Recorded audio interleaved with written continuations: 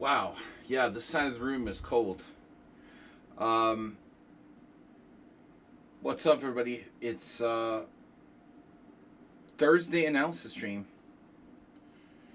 We are on the chilly side of the room. Body heat. So, Mr. Coffee asked me, what's up, guys? All right. I've got games from... Let's see. Got a little headache. I just took some acetaminophen. I hope I'm not pregnant. Alright, no. One rapid game draw. What rapid game? Oh yeah, training game. Okay. So, studies, analysis, 129. Okay, so Pavel Nefudov, Asterbate, Sun Prism, and a game I threw in there, and we've got Asterbate, Sun Prism, and Nefudov so far. Ooh, it's chilly in here. I can't drink coffee in the evening or I won't go to sleep last night again. I cannot sleep, even with no coffee. Alright, Asterbate, your game is up first. So let's take a look. International Master William Pascal. We've been doing this for a long time. And need your support. Please subscribe. Alright, so Asterbate, I have not seen this one yet. We like to warm up with games from Asterbate because he's so much fun. So our first game, Piliam, welcome. First game is Asterbate. It's knight f3. Always a solid choice. Controlling two central squares while not establishing a pawn center yourself. Hypermodern chess. Favorite of course, Reti Ricard. Black playing d5 now. The most principled response. Occupying the center. Creating a strong pawn center. And so now we need to see what white has in mind. Here white has many different options. Asterbate playing c4. And this is the Reti Ricard. Reti opening proper. Just knight f3 is not really a Reti. It's a transpositional move. It's not correct to call that Reti. This is the Reti. In Hungarian, Reti means reed, like a piece of grass, you know, in the swamp or by the seaside. Reeds, high grass. So c4 counterattacking the center. Black can play d4, e6, c6, and takes. 4 primary moves here. What does your opponent do? Yeah, you've gotten this most commonly, d takes c4. They take because they can. But it's not the safest move for black. The most solid moves are e6 and c6. The most aggressive move and perhaps best, d4, but it's not everyone's cup of tea. So this is the Reti accepted.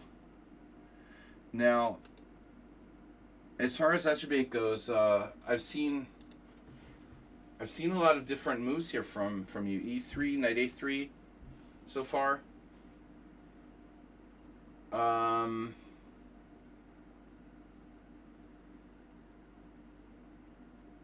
You can also play g3. G3 is okay. I don't think there's anything wrong with g3. Sort of delaying the process of counterattacking or trying to regain the pawn. But here's a move I haven't seen before. Knight c3. And the problem is, in a lot of Queen's Gambit, Slav type of things where black has a pawn on c4, is that here you don't have to worry about d5, d4, But you might have to worry about b5, b4 at some point in the future. I'm not certain this is a bad move. It's just kind of a routine developing move. It does take away our option of knight a3 though, which is important to, and I should have mentioned another move, by the way. White can also play queen a4 check. And it's I don't think that we've ever seen Astrobate actually play that. This move it's fine. There's nothing wrong with queen a4 check. Regaining the pawn with the queen, if you're so inclined. So anyway, knight c3, new to me, and now black. I would anticipate a6 or c6 from a skilled player, trying to hang on to the pawn and maybe ultimately we can hit that knight with b5, b4 at some moment. So our director said in a game, okay, Iatan is our director. I hadn't realized that earlier before the other day, or maybe I did and I forgot. All right, now we've got it straight. Copy. Add game, thank you. All right, add a new chapter. If you're a subscriber, you can submit a game. Boom. This is one of my ways of trying to give back for people who subscribe. As Moobot says, please subscribe to support the stream. Receive great benefits, weekly pensions, etc. Free alcohol. So let's take a look here. That's the wrong game. Okay, back to where we were. Astrobate against Maksimka. Boom, boom, boom, boom. But I hadn't mentioned queen a4. It is a move. It's perfectly playable. So now knight c3. He plays knight f6. Okay, just transposing. More testing to probably play something like c6 or a6. After a6, for example, what do? You have to consider stopping b5 with a4.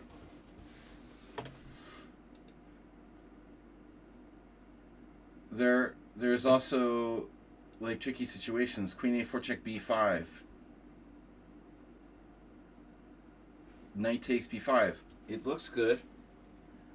But then what do you do on bishop d7? Oh no. Yeah.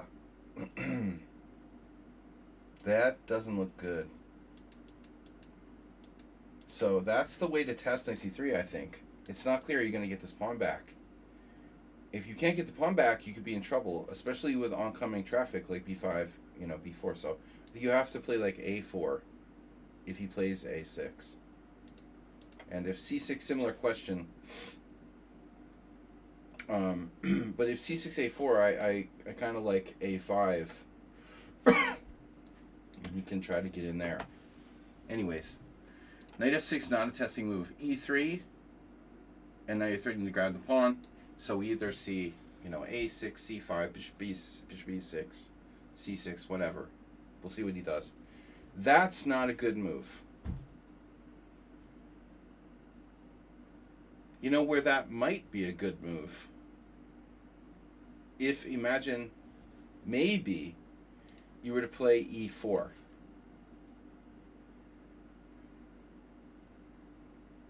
If you were to play e4, then b5, the idea would be, I guess, e5, b4. I doubt this is even good, but there you probably have queen a4 check. Doesn't look good for black either. I guess b5 is just not really ever good.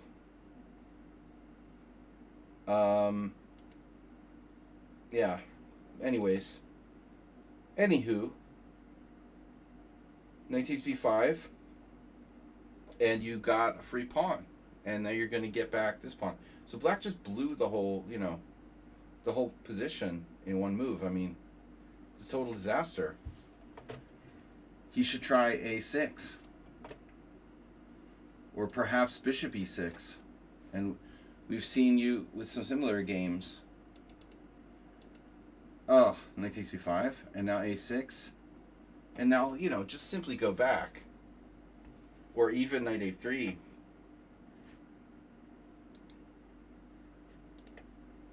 If you're so inclined. Not d4.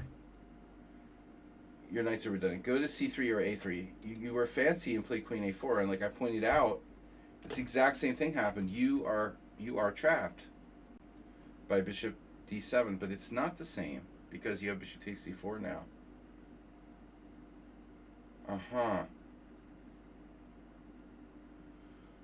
Holy moly. So, dude, some analysis here says knight e5. Knight e5, bishop takes b5, bishop takes c4. Queen takes d2 check. Holy crap. That's awesome. What a variation. So you can't take the queen. Very neat. So it turns out that this position is actually okay for you. Because that one line.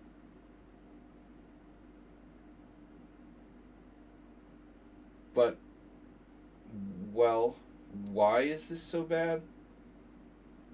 Are you going to tell me it's because black has like knight c6 or something? Oh no.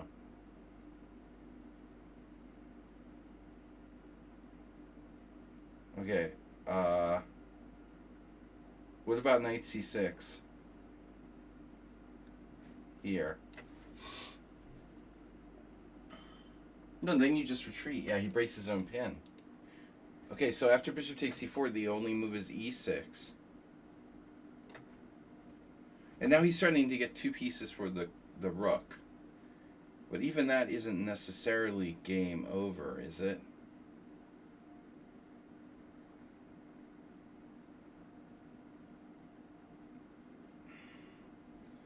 You can try knight e5 again, right?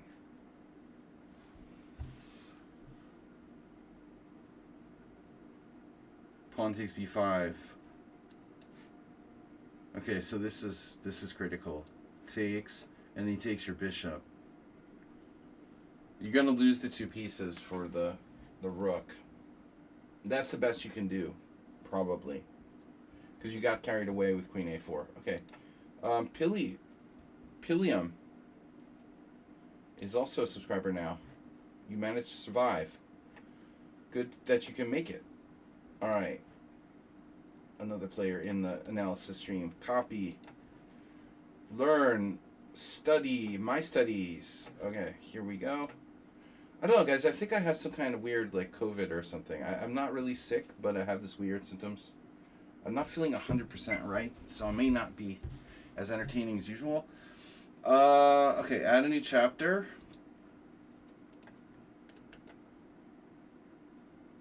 Alright, back to our first game. So Asterbate blunders with queen a4, black plays bishop d7, white plays bishop takes c4, missing a great tactic, and then h6. Holy moly, bro. h6, stopping knight g5. Missing the main threat of knight e5 in the center. B12 vitamin. I could use some B12 vitamin right now. I've had all these weird symptoms like fatigue, tiredness, headache, muscle aches.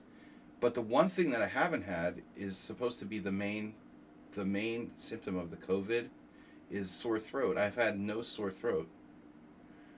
Zero sore throat. So that's like the number one symptom supposedly.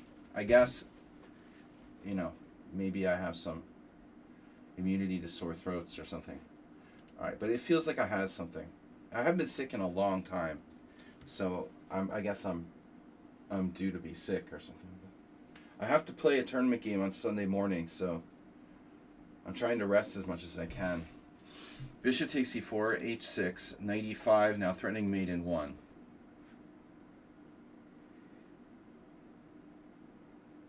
Well, black needs to play excuse me, e6. e6. I would assume e6. And then what? We just take on d7. Or do we have even better?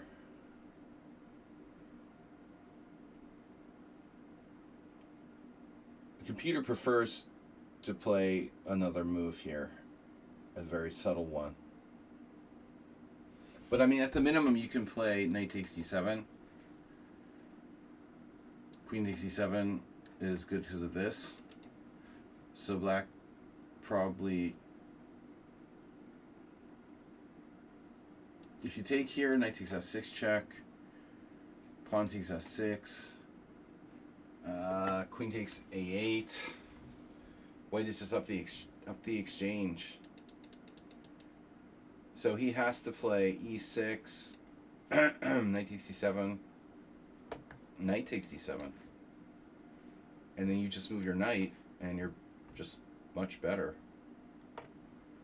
But instead he played this, which is a very bad idea because of discovered double checkmate. Double check. Discovered double check and mate. Knight takes c7 mate. And I just want to mention that knight d6 double check and mate is also a good move. Anyway, okay, that was entertaining Astrobate. Oh, Sinus says, hi, I realized I never submitted a game. Never submitted a game this week. Lever Kun. Thanks, Sinus. Copy PGN.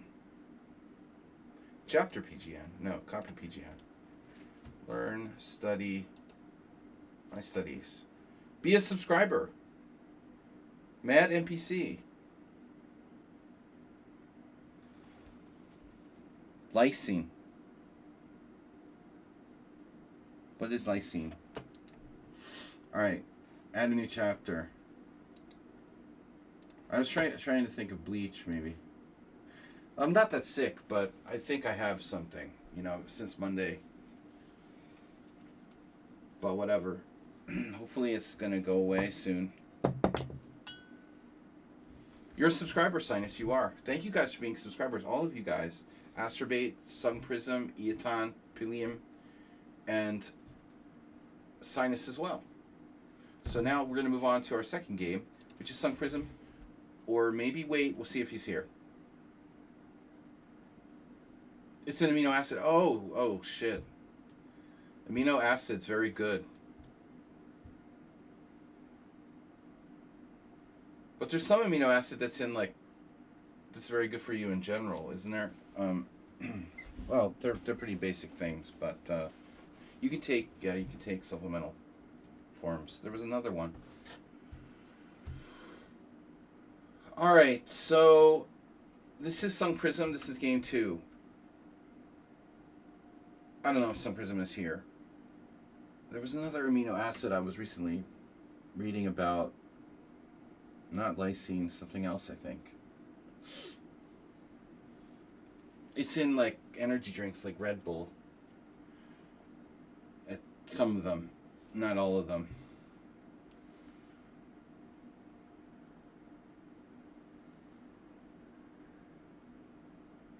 Maybe it was arginine. It was arginine, yeah.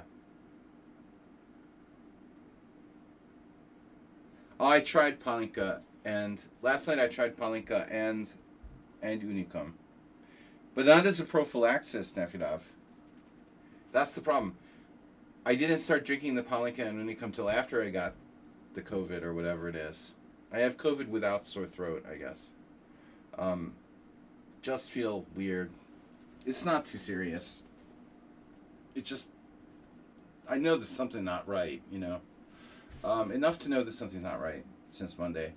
Been real tired, sleeping a lot. Anyway, well, I don't want to sit here and complain.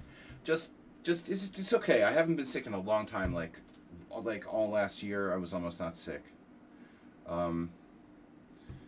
Okay, so Sung Prism. Some people are getting sick every week. When I had my tonsils removed when I was a teenager, I used to get sick all the time. Sung Prism is black. We've got e4, e6 French defense. Oh, you wish you could find the Unicum here. That was good. You know what I have? Now you guys are gonna make me drink on the stream. 500 milligrams paracetamol. That's what I took, and I think it's already helping. Sinus. Oh, before the game. Well, I took a paracetamol now. Although Robert Kennedy Jr. probably wouldn't approve, but I'm not pregnant. Like, the Unicum is good. Yeah, but I didn't take it as prophylaxis. I have some orange Unicum. It's actually pretty tasty. Phenylalanine, I've heard of that. Tryptophan is very well known. Alright, so E4, E6, D4, D5. We're playing the French defense now. And then I'm going to get some orange Unicum. I'll be right back. Pure pressure.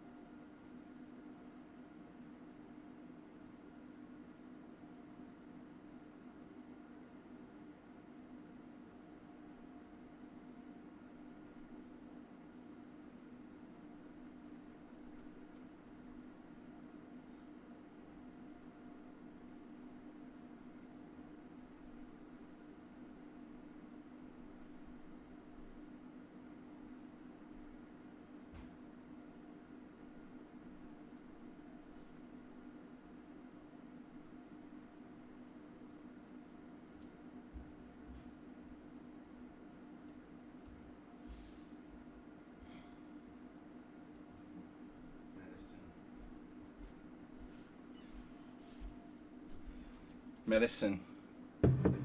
You guys can still hear me, but you can't see me. I forgot to turn the sound off. So, alright. A sign of his real feelings.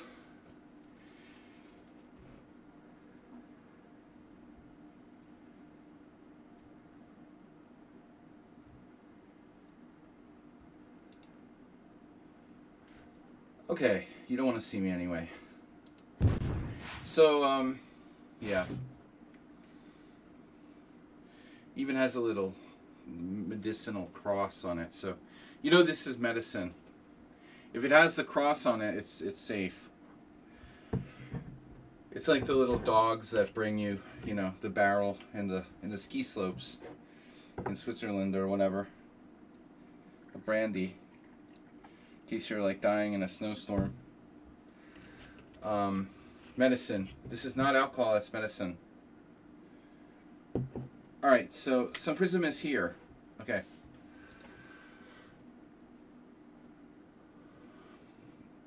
Alright, so we're black against an 1800. We're 1900. Excuse me while I puke. Yeah, that hurts, man. It's enough to make you not play the French defense, honestly. It's funny because like I played the Caro-Kann a lot. I didn't really play the French much, but you know, in the Caro-Kann, for example, this is not a problem. Exchanging pawns is actually dynamic in the Caro-Kann because you're exchanging in an unbalanced way. But when you play the French or the Slav, maybe that's why I just never wanted to play the French or the Slav, because when they exchange, there's nothing you can do. You're like forced into a symmetrical structure. It just sucks. You know what I would do as a serious thing, although, you know, you can't do it against like really strong players, but for weaker players, you could consider taking with the queen on d5. I know that people have done that. It would be an inferior Scandinavian with e6. Not good, but, you know, who knows. Maybe it's playable. Sometimes the opening, the value of the opening is not as important as keeping your opponent out of what they want to play. But anyways, all right. So the principal were forced to respond. Now bishop d3. Like main move, but a lot of times they'll play knight f3. I don't know which you encounter more. What's the difference?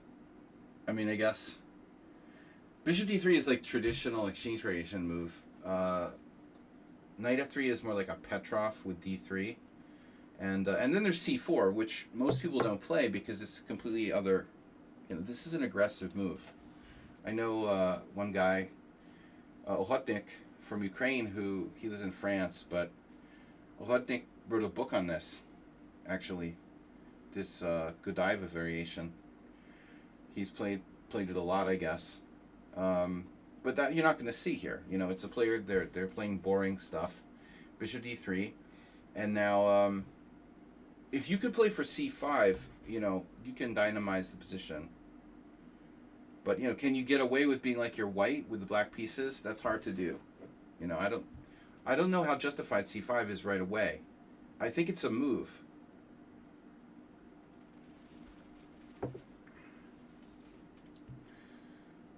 Mad NPC. Why would people play e takes c5? Well, they're not interested in playing the objectively best move. It's a practical decision.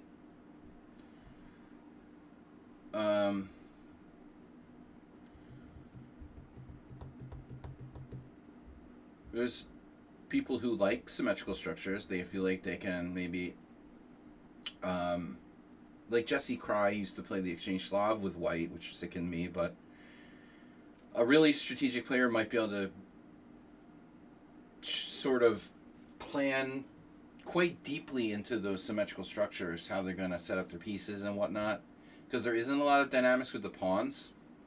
You can go more deeply into how are you going to strategize about placing your pieces and maneuvering the pieces and whatnot. There's a lot of strategy, just not so much with pawn dynamics, or not at all with pawn dynamics. I think Jesse has a point there. But why would people... Yeah, generally to be safe and just keep a draw likely result. You know what's interesting about the exchange French? I think the fact that in the 1800s, it was like the go-to way for white to play. During this so-called romantic era of chess. So you have, I always use the example of Blackburn, who also played the French himself with black. No, that's, I know, conspiracy theory, but if the exchange variation of the French is stupid and it's passive and people are just playing for draws, then why did all these romantic era players play it in the 1800s? And the answer is because you get at least a semi-open position. There's an open file, a mutually open file. The romantic era players, they liked open positions. And I think it's also a trend. Everyone else was playing the exchange variation. Clearly white can't be worse, being up a tempo in a symmetrical structure, but so I just think it's kind of funny. We think of it as a drawish passive variation today, and maybe it is in a great percentage of cases, but here it was the go-to thing for players like Blackburn and others in 1890s, or whatever. It's weird. Anyways, really, in the days before people started playing d4 a lot, okay, so bishop d3, and now bishop d6. I think you're going with main line here. It was a dogma that all closed positions are dull, right? And it still is, because no one plays d4 on the under 1800 level online, unless they're going to play the London system. But instead of bishop d6, there are other options. You can play knight f6, but you have to be willing to deal with this pin. And I remember somewhat Sung Prism. Someone in town hasn't been here in a while. Sung Prism is concerned about this pin, if I remember correctly, and he's right to be somewhat concerned about this pin, but I don't think this variation is bad. Knight f6 is a thing, but that's again more of a Petrov style. With bishop d6, you're playing on knight e7 usually, and bishop f5 to trade white's good bishop off. Black doesn't. In the pan of Caro, there's e6 for black. Well, very different. But now white plays queen f3, which is, it's a well-known idea. Stopping bishop f5 ideas. I mean, I don't know, but this exact position. Let's see the opening explorer. Yeah, so it is a main line. It also supports the exchange bishop f4 for white. So occasionally you'll see this sort of move in the queen's gambit. Queen f3 attacks d5, it's incidental. Supports bishop f4 and discourages black from playing bishop f5. Now, the number one move for black is c6, but it's hard to blame black for not wanting to play that move. You know, I think that c6 it's kind of routine. And it's not developing a piece. I would prefer to develop a piece, so I like Sun Prism's choice here to play knight e7. Another advantage of queen f3 might be that on knight f6, white might have bishop g5. I have never really looked at this. I've never studied the exchange French, which actually hurt me because 2 years ago in the World Senior, I lost in the last round. 3 years ago in the World Senior, I lost in the last round against Maxim Novik. It was a Petrov where he transposed it to an exchange French. And I didn't know what I was doing in the exchange French. And I had to just make it up, and it was like really bad because I used a lot of time to play obvious moves in a key last round game, which would have been money if I had not fucked it up. Knight f6, bishop g5, maybe. I mean, we could play knight d7, I guess. But I don't know. So here, and now, if I'm white, I'm going to go for my bishop f4 idea.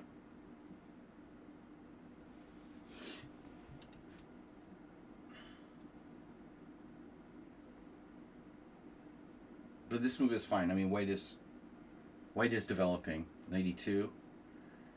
And now black decides to play c6. I mean, knight e7 also protects d5. You didn't need to protect d5. It's already indirectly protected by the threat of bishop e4 check. But it's a developing move. Knight e7. When we look at the score, white has positive score here, but a small sample size. At what rating do you need to memorize the different openings? You know, I don't think that we should ever really look at it that way. I don't think that memorizing is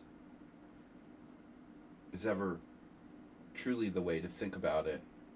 Learning the openings. I'm not sure at any level memorizing is really. Maybe it's semantics, you know. But I prefer not to use the term memorizing. It's more important to understand the ideas than memorizing exact moves. Of course, it depends on the type of position. Maybe 0. I'm not a big fan. But I do think that if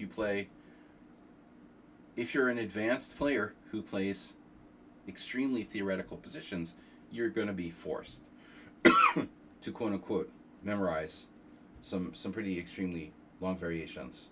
But below master level, I can't imagine that's a good idea.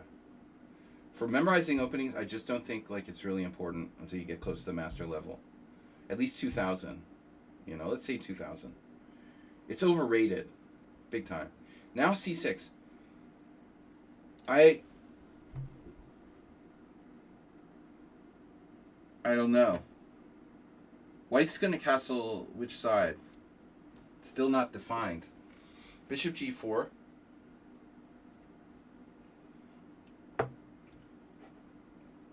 If bishop g4, white has only one move. Queen takes g4. I was thinking about the knight on f6 variation, sorry. Right. No, if you would play knight f6, white's not playing knight e2 probably there. Even there it would be playable, but...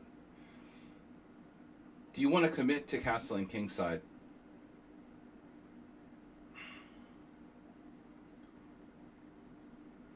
Knight c6 threatening knight b4. If you play knight c6 threatening knight b4... And there's a lot of questions. Okay, we're not going to figure out the entire exchange French here. You played c6. Okay, I think this is an option. And castles has to be an option. And that's about it, honestly. You either play knight c6, castles, or the move in the game. And now, I think a disgusting move. Bishop e3. What are you doing? If I'm black now, I'm like, woo, woo. There's like, what? Here's a move I did not expect, okay? Now, I don't know about some Prism, but if white plays this move now, right, the knight before idea, and you know, white has that too. That's the idea, to go after the white square bishop, of course. So, when white plays bishop e3, I'm like, what is white doing? I mean, white's supposed to be playing bishop f4. Maybe she'll play knight c3 or something. But I'm definitely expecting the dark square bishop to move, you know, to f4. So what the heck is bishop e3? And then why are there no master games here? Well, the bishop sucks. Okay, it sucks. That's bad. This terrible bishop placement. But more importantly, the whole strategic idea for white with knight e2 and queen f3, of course, is support like this exchange, which is favorable for white, trading your bad bishop for black's good bishop. So she's not making this favorable exchange. Why? You know? Well, she doesn't understand the concept. And the other thing is that it seems like, then you've got to ask yourself, why is white, is d4 under pressure? No. Why is white playing bishop e3? The only answer is that white wants to castle queenside, in my mind. If defends the central pawn, okay. Maybe I'm wrong, you know, but they're delaying castling and playing bishop e3. I'm thinking, well, it's going to do some crazy shit here, like castling queenside. I would be my first thought, you know, white is thinking about, and you got to try to get inside your opponent's head when they make moves. Try to understand. It's not easy, you know, but if you can predict what they're going to do. Psychology of chess. So now a very interesting move by Sun Prism, which is cool. Now he plays knight a6. Rather than routine development, excellent idea, sir. Because if you go here, it's fine, but you do, you know, obstruct your bishop on c8 for what it's worth. This move gives you the option of knight b4. And on bishop takes a6, you have the beautiful queen a5 check and take in the Caro-Kann style queen takes a6.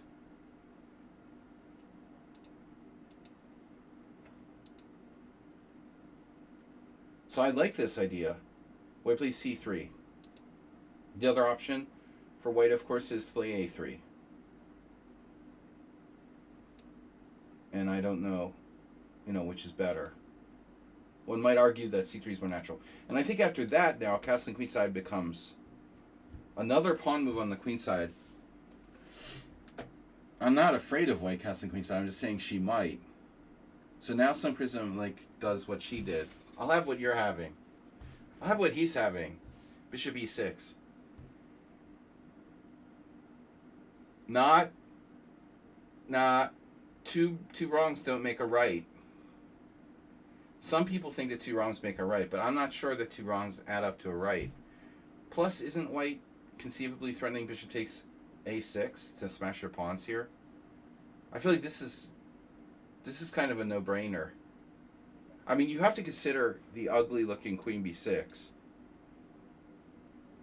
to attack the pawn, but force white to make a very awkward move. What is white going to do? b4, bishop c1, sack the pawn, or b3. All of the above are kind of weird. Though queen b6 is also weird. You know, you would place your queen in a kind of an awkward square. On b4, I don't know, you know, if this is not like kind of dangerous for us. But I think you might be okay here. I don't know. Queen b6 is experimental. I would play knight c7. You retain maximum flexibility. I see no reason to object to knight to c7.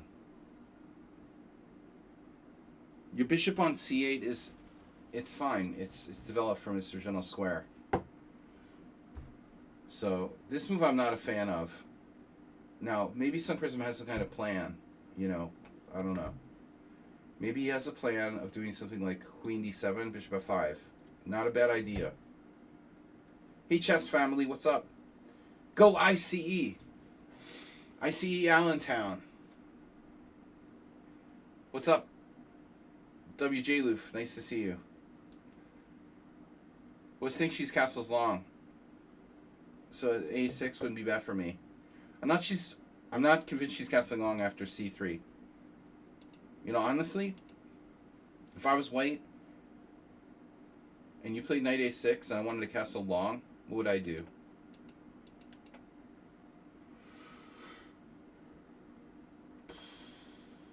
Maybe play a different opening or something. Is a3 any better if she wants to try to castle queenside, or is it even worse? She could still maybe put the knight on c3. I'm just wondering if you're like a madman, would you do like b5? It's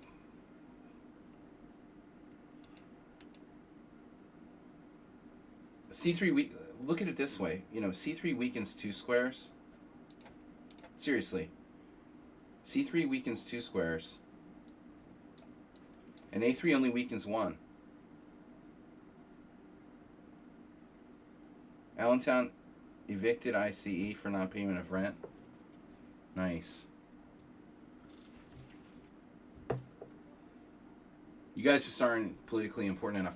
Why is ICE attacking Maine? It's so moronic, you know. Maine. There's so many like red voters in Maine. That's stupid. It's already like just really stupid. Susan Collins had like 9 clergymen arrested from her like office or something yesterday. You're not getting reelected. Anyway, okay. No politics for me. I'm sorry. I get carried away. C3. I don't know. I don't think she's gonna castle queenside now. After that, bishop b6. Okay. And then, yeah, see, I knew you were up to something. With this, he didn't intend on leaving the bishop on e6. He's trying for bishop f5. White. Well, I mean, if white takes on a6, they're not going to castle queenside. I'm saying take on a6 and try to castle kingside. She can play this for sure. Except she loses a piece, bishop g4. Okay, she'll have to stop. Stop that, you know, with something. But she can take on a6. Fully playable.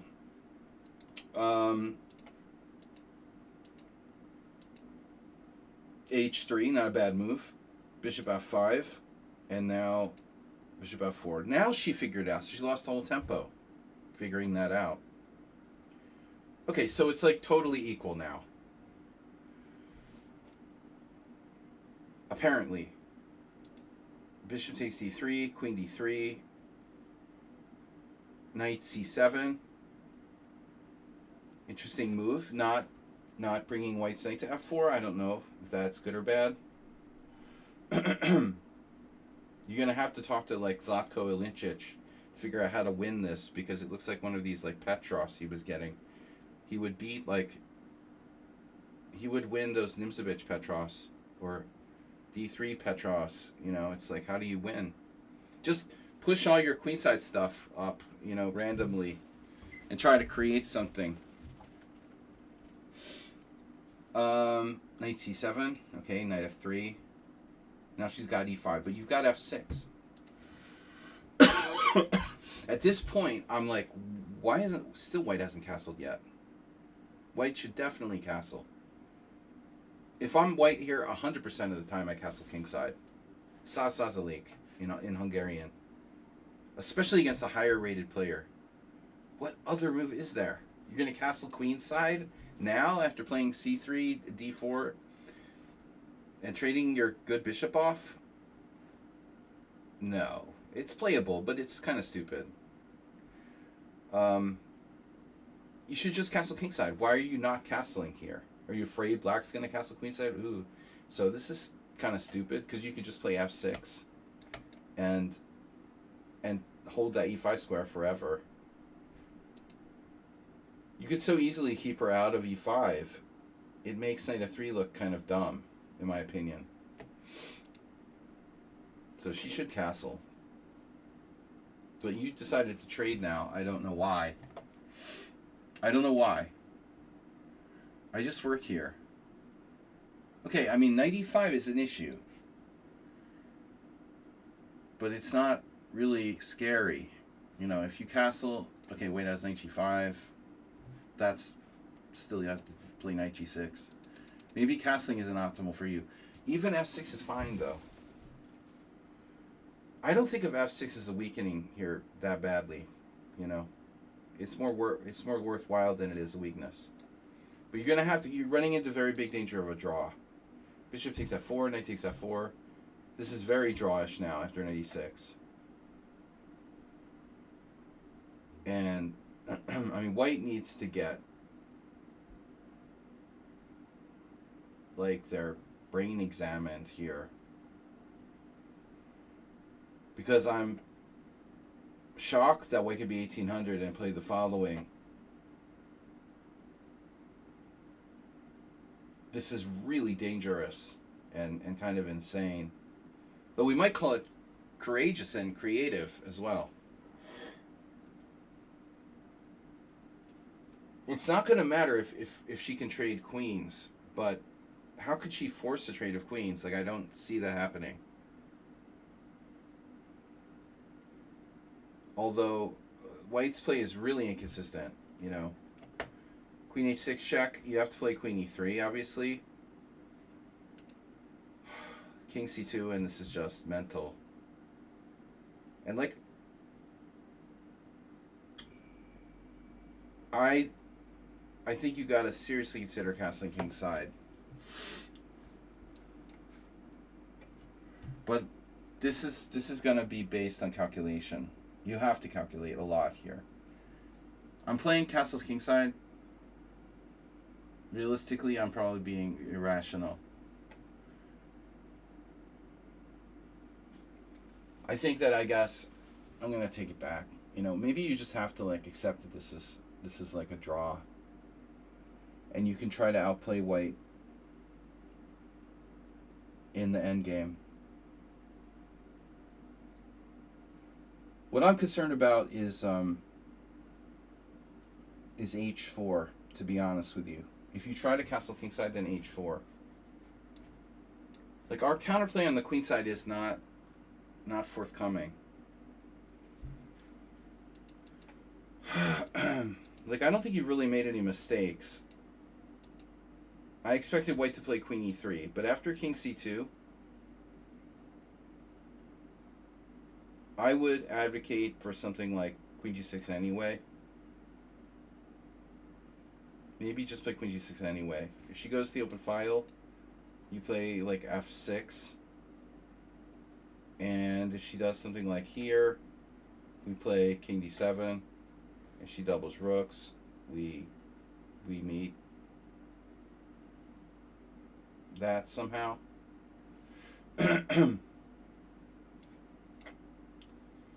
You're not worse. Queenside castles is also okay. I don't like the square.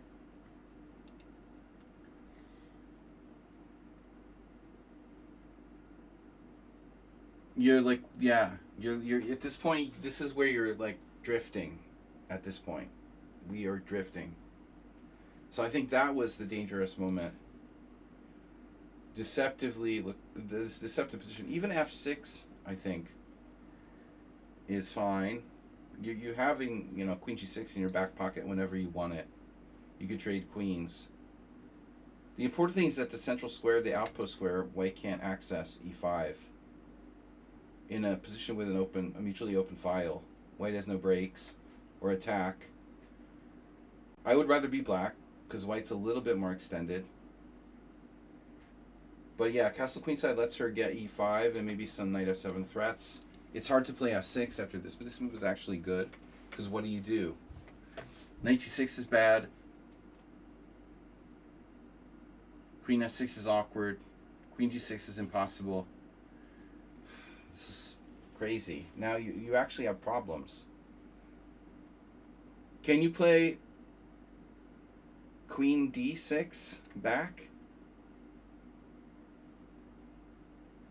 And then on knight e5, try to play this and kick white out with f6? I seriously regret you not playing f6 at some point. No, I don't like knight g6 either. Exactly. Like, you're already in trouble once you castle queenside. You left f7 weak. I mean, f6 is fine. Queen g6 is fine. Castles is risky, but playable. But castles queenside looks like a mistake. It's easy to think like, oh, nothing can possibly go wrong here. And then, you know, what you did looks natural. What about, oh man. What about f6 next move? Ooh, this is computer move, rook e3. No time to centralize your king. I have a crazy suggestion now. Okay, f6. What about knight g8? Knight g8 allows knight e5. Oh my god. What a disaster.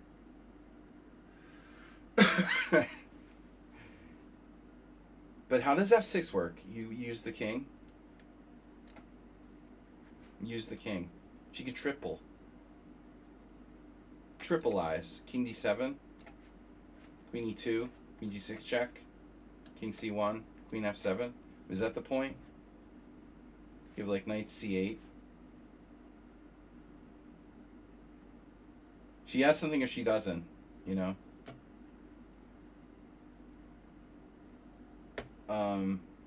Yes or no? Not really. Knight h4. Yeah. That's what I would expect. You're only slightly worse. It's easy to see how this happened. White's play is really reckless and overly optimistic, but she got away with it. Rook e3, g6, giving you f5, giving your queen back here, and then you have to play this. This is obviously suboptimal.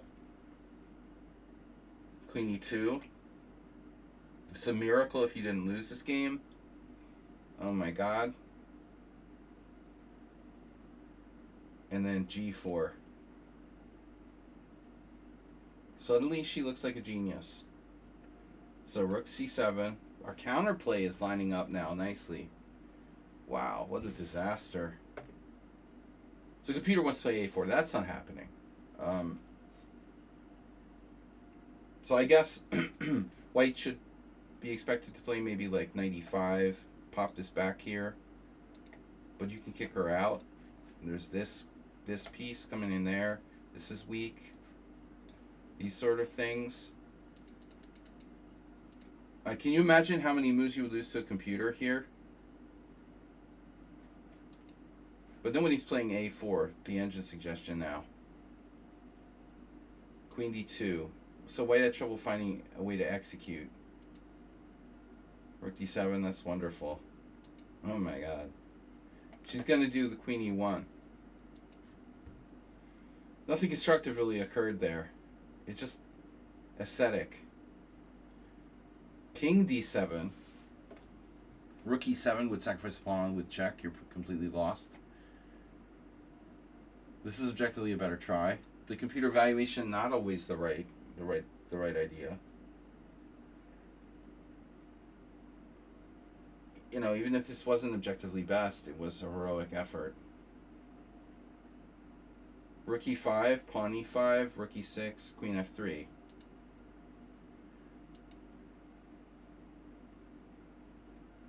And now, boom, and you have knight g8. Oh my god. But you are losing a pawn here, right?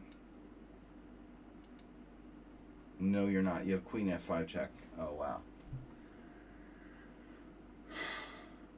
Yeah. So what if you were -5? I was -5 one of my games for the World Senior against Peter, what's his name? Michael Doherty. I didn't know I was -5. I thought I was like -2. Or something like that. But people need a high level of skill to execute, you know, a +3 advantage. It's not that easy. All right. So now a totally insane move from white. Yeah, I think you need... Why? Okay, it gets away from queen. Okay. Yeah, it gets... Yeah, maybe it's not so bad. All right, it's not that insane. You get away from all the checks. King c1 also not safe. All right, I'd give her that. King b1 is very passive. I mean, this is kind of a normal move, but I mean, right? Queen f5, king a1 is not great. But king b3 is kind of weird, too. Draw. You'd be so happy for a draw at this point. You know, it's not like your opponent is 300 points, 400 points lower rated. Anyway, I mean, it was a disaster. Now, notice this queen is so stupid here. She did all that to maneuver her queen to e1 when it was really, you know, better on e2. She's still better. The queen is her problem. And now your king is going to be centralized in this endgame.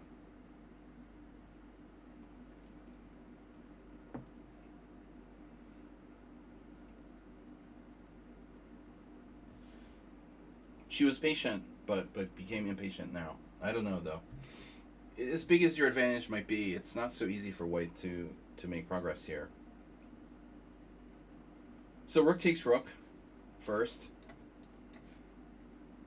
Something like queen e5 check, king d7, and then bounce back to set up stuff with like knight e5, I imagine.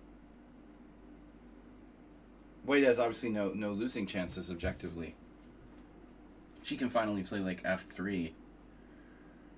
But your knight needs to get into the game. Looks still, it's very bad.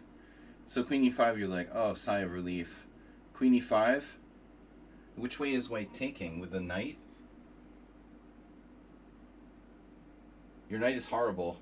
Your knight has to join the game. Like yesterday. So if she takes with the knight, you're pretty much obligated to trade. And then you have stuff like c5. But your knight can't remain on g8. So you basically have to play this, and then the knight comes back in. And she has threats like knight g4 here, attacking h7. I mean, you're still worse. Surprisingly, the computer thinks you've equalized. I thought you're still worse. Wow. But it's difficult for white to decide which way to take. Now you have a queenside majority. She has a lock on the f6 square for whatever that's worth. But you play king e7. You have to. And now rook takes f8. I don't think she can sack the exchange. She probably has to exchange into the knight in game. White has more space, but, you know, objectively, who knows? White is a little better. Yeah, okay. That was an adventure. Okay, we've got Nefedov. Is Nefedov here? Nefedov? Gotta take this medicine away from me before I take too much. Sinus. Okay. No more. No more. Very addictive. Unicum is very, very dangerous, though. Mr. Coffee. Use with caution. Not as dangerous as Hazy or House homemade Palinka.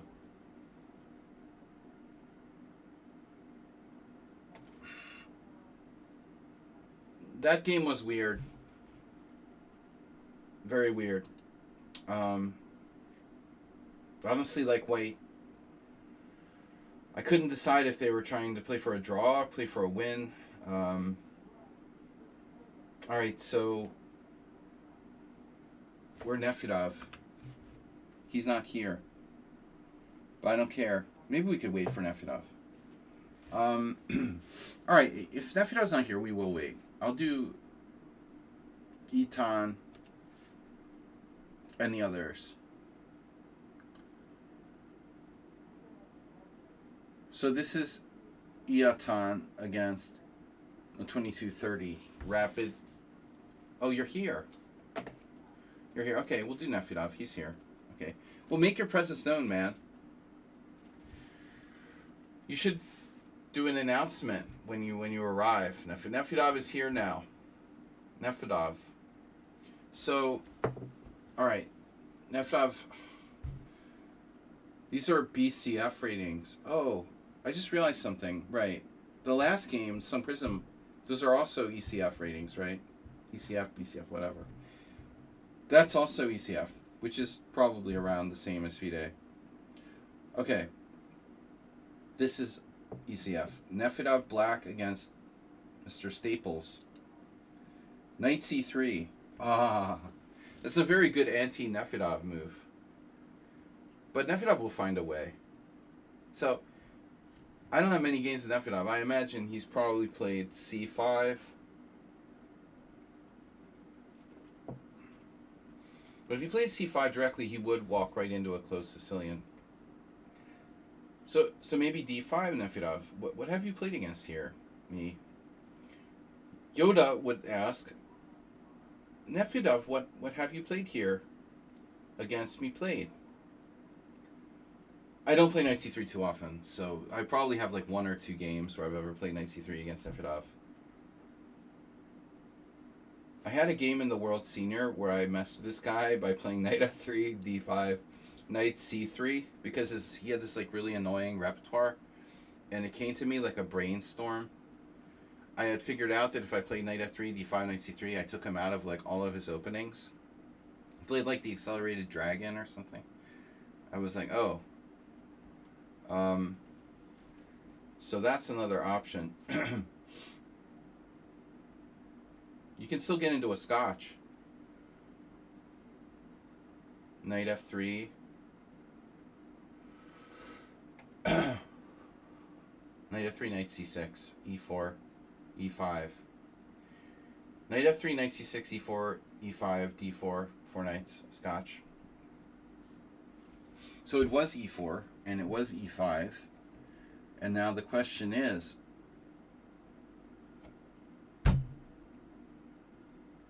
this is like the one opening I think I've never played against Nefedov, although I don't play the Vienna. I rarely play the Vienna. I never really liked the Bishop C4 variation, mainly because I don't really know it, and additionally because the Dracula Frankenstein variation, well, I figured it's okay for white. And additionally very hard to play for both sides.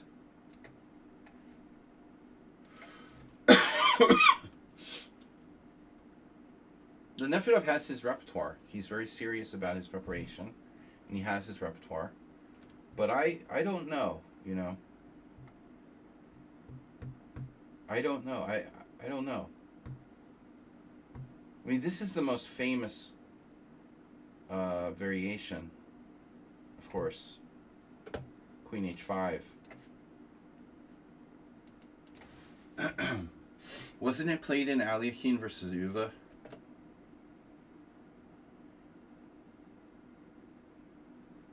Not like the world's most famous World Championship match, but still. They had two. Alyoukin would occasionally play the Vienna. Alyoukin. Sorry, Nefida. Would occasionally play the Vienna. Bishop c4, knight takes c4. I like bishop c5. I don't know why. I feel like this is like black's most fundamentally cool and flexible move. I like developing my kingside pieces. That's why I play this move. e5, knight f6, bishop c5 feels very fundamental to me. You know, a lot of people like knight c6, right, Nefedov? Would you play the classic? Do you play this? You don't play this, apparently, because you play knight takes c4. Yeah, I play many things, says Nefedov. Alright, so knight takes c4, queen h5, and now knight d6. And so now bishop e3 is the main line. Queen e5 check is a wimp out. Just want to check the state of this 0.1 advantage.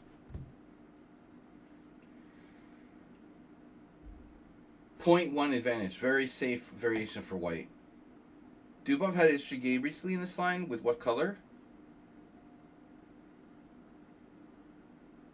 Dubov always has interesting games. You know, one of the few people who actually plays interesting stuff.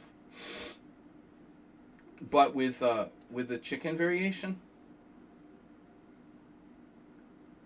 did this happen? I don't think that Dubov would play queen takes c5 check. Bishop e3. And now, oh my god. Come on, bro.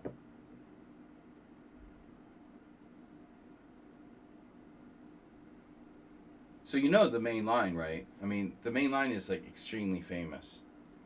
Knight c6, defending the pawn on e5. Then white undermines, said knight on d6, threatening mate on f7. Then black plays g6. Then white plays queen f3. Then black plays f5. Then white plays queen d5. You know, then queen e7, blah, blah, blah. You sack this over here and then takes. This is the Frankula, Count Chocula variation.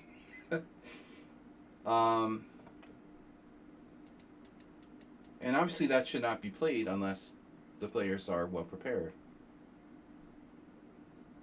But there's also, and I was talking about Alyoukin Uva. Maybe it was this, wasn't it? Bishop e7. No, Alyoukin won a game in this. It must have been this. He did like later like h4 and knight g5. Here again, white can bail out with queen takes e5. Hakaruja against Nakimura. Fakamura, Haruja. So knight f3, knight c6, knight takes c5. That's another line. But what the heck is this? Wow. So Nefedov getting tricky with what is this? Giving the pawn back variation. I didn't know this is even a thing.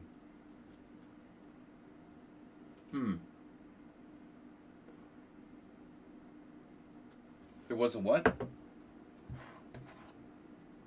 Oh no, the evil chess site? We can't say that.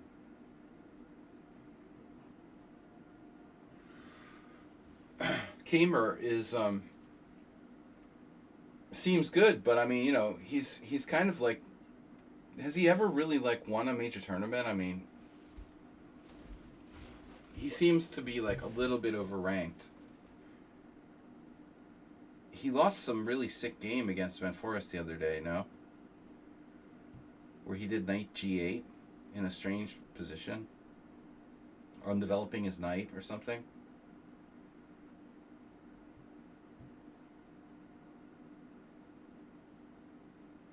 No, he was a prodigy who broke through in a great Grenke chess. You know, the Grenke. When was it? Like years ago, right? And it took him a while to reach the top, but he's really now number like 5 in the world or something. But I mean, maybe he's not quite that good. So I didn't know this is a thing, but I'm just checking it here. It's been played first in 1995. It's probably older than that. The funny thing about this move is that it's just appeared occasionally, popping up here and there.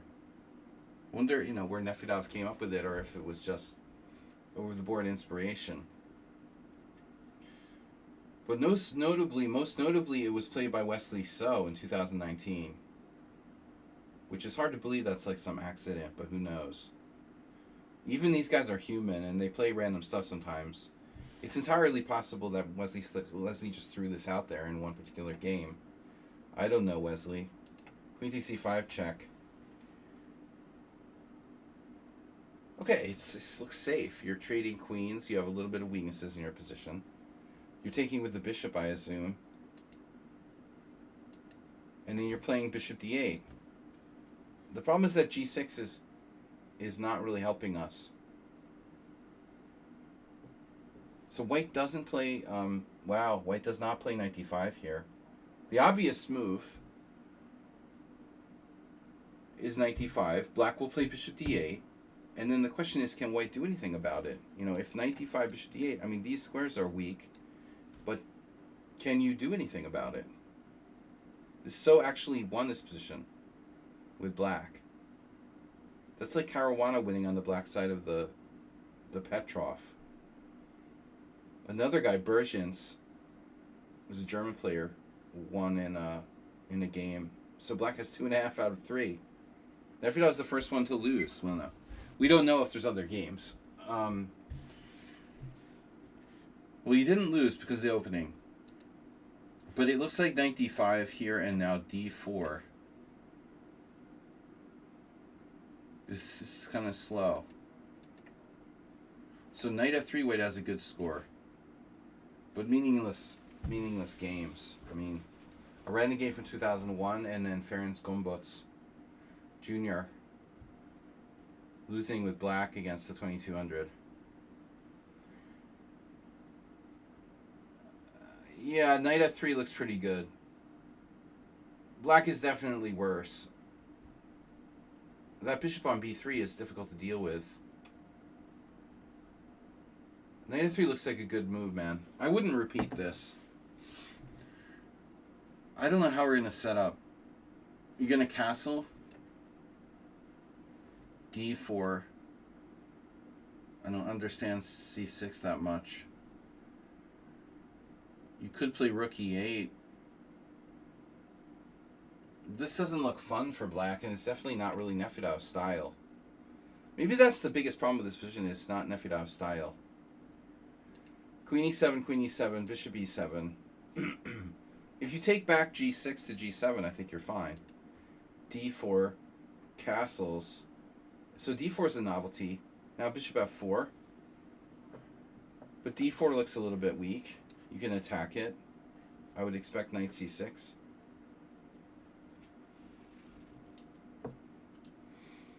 But you're going to play in Berlin defense style with like knight f5. Knight f5. Wait, this pawn on c7 is hanging. So knight f5, c6, d5. So you played rook e8, which was my suggestion in an earlier position. But so it's better to go here.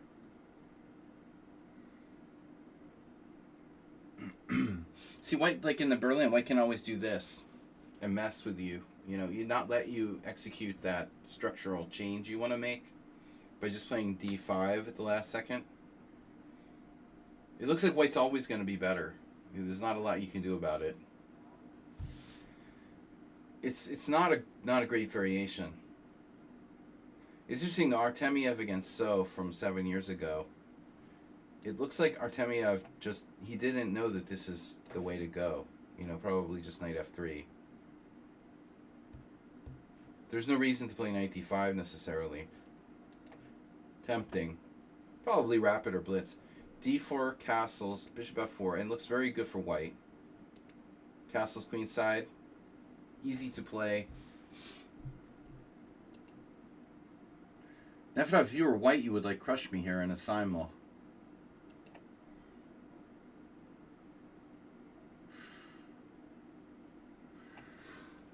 There's even like h4, h5. Oh my gosh. Yeah, this is really disturbing. I don't know what to do. Our position is like a salad. Bishop f8. You can't move your queenside pieces. They're frozen. This is seriously bad.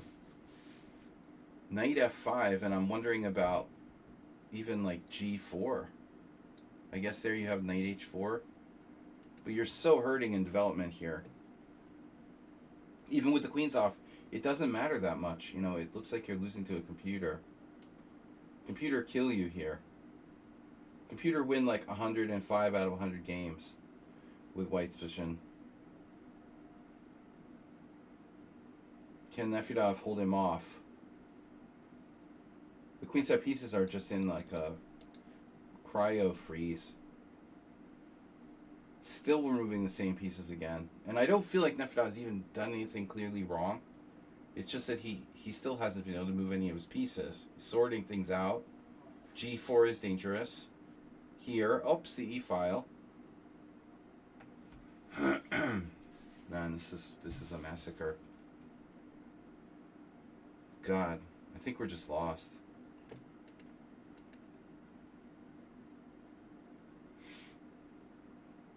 Well, I mean, Christ. Knight g7 is best. I'd borderline rather quit chess. Yeah, this is very depressing.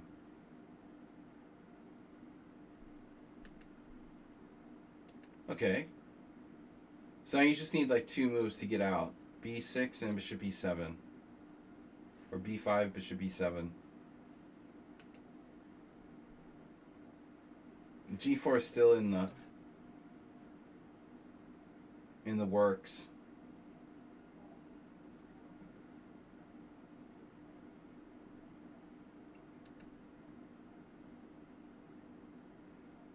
Bishop takes d6.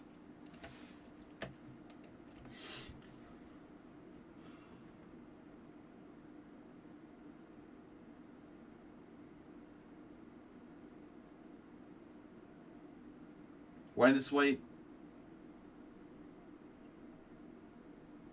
Why does white? Oh, we see, because he's gonna have the knight hitting c8 at the end. God, this is like terrible. So I mean, you've really got to ask yourself what went wrong here. You played an experimental move in the opening that's been played by some decent players. You traded queens. The guy comes up with a novelty here on move 8. Knight f3 honestly looks good. Knight d5 kind of looks like the reason why white didn't win those games. It's aggressive looking, but it doesn't really do anything. And black ends up gaining a tempo back with like c6. But the question is d4 better than or equal to knight f3? And the answer is yes. d4 is the number 1 move. Then Nefedov castled.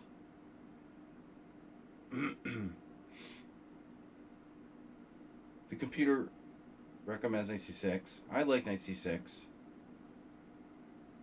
But it's not like a panacea.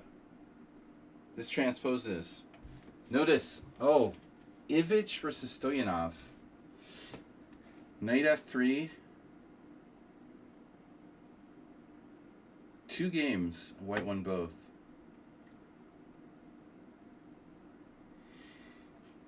Now we know how to beat Nefedov. With the, okay. But I've got to be critical now of Nefedov's opening repertoire. All right, I'm gonna say this. You know, this is my takeaway. Forget about like how badly you lost the game or whatever. After e5, bishop c4, I think that black has a lot of good moves, right? You have knight c6, you have bishop c5, maybe even bishop e4. And obviously, the text move knight takes e4.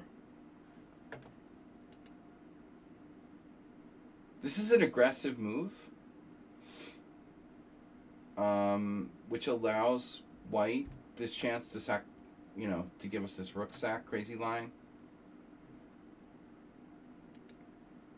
So what's our intention here? Are we trying to be safe, or are we trying to lure?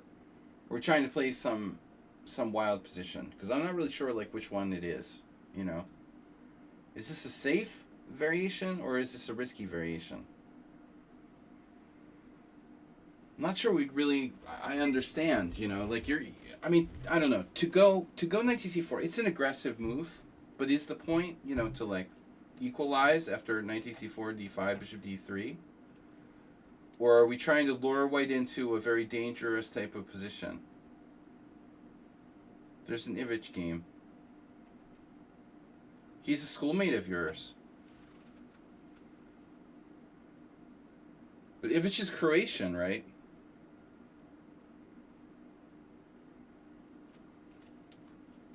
Okay. That's crazy. Wow.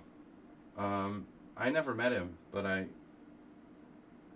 know like one of the Croatian coaches who worked with him. This guy Darko Doric, who's an arbiter. I don't know much about Ivic. Actually, he played. I saw him at. We had a match. They played, a bunch of the Croatian guys played for one of the teams in the Hungarian team championship. Ivic played, Saric played, and Burkic played. This was like 5 years ago. He's not Croatian. Oh, that's weird. But he plays for Croatia, no?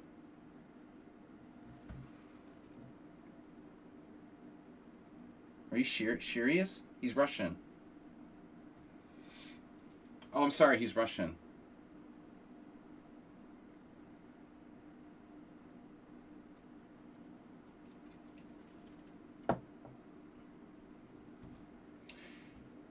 What do you mean he's not Croatian?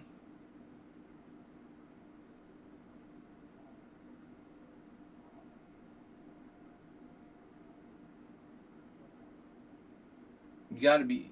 He's not Croatian, he's Serbian? Are you serious? There's something, though. He plays with all the Serbians. I mean, all the Croatians. He was playing with Saric and Burkic. I just assumed he's also Croatian. I thought he was Croatian. I don't know, man. He's either Croatian or he played for Croatia. One or the other. He's got some kind of connection with Croatia. Maybe I'm making that up. Okay, then he just plays with them. Then he just plays on their team. I don't know. So he's Serbian, okay. But anyway, he's close with the Croatian guys. They played on the same team. Saric, Ivan, Ivic, and Burkic. So I just assumed they're all like buddies. Okay. He's not Croatian. My bad. Weird though. Maybe he's from Western Serbia or something. I mean, I don't know. What do I know about Serbo-Croatian politics, Nefedov? Don't threaten me, Nefedov. Threaten me. Nefedov will resign. He'll resign from the analysis if I talk about politics. All right, I've been corrected. So Ivic is Serbian. I'm still confused though. I feel like there's something there.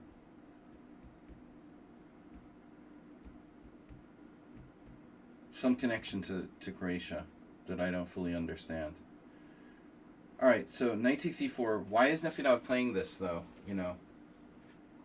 There's lots of options. The classical knight c6. Anyway, alright. Moving on. Etan is up next. So this is, I stand corrected. I was wrong. claiming he's. My memory failed me. Well, you can change your federation though, Iatan. Richard Rapport is not Romanian, but he did change his federation to Romania. A lot of players are born in one country, changing their federation to a different federation. You know, you just pay a fee and you change your federation. I'll have to do more research on the subject. You know, come more better prepared. Nefedov was not born in the UK, but he now represents the British Federation. All right, so he's okay. So he is Serbian. My bad. So d4, f5, c4, knight f6, knight f3. This is played on the Evil Chess site chess.mom. Yeah, occasionally I'm wrong about stuff.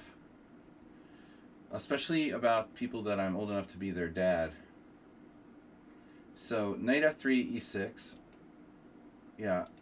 I don't understand playing knight c3 here. You know? I don't really get it.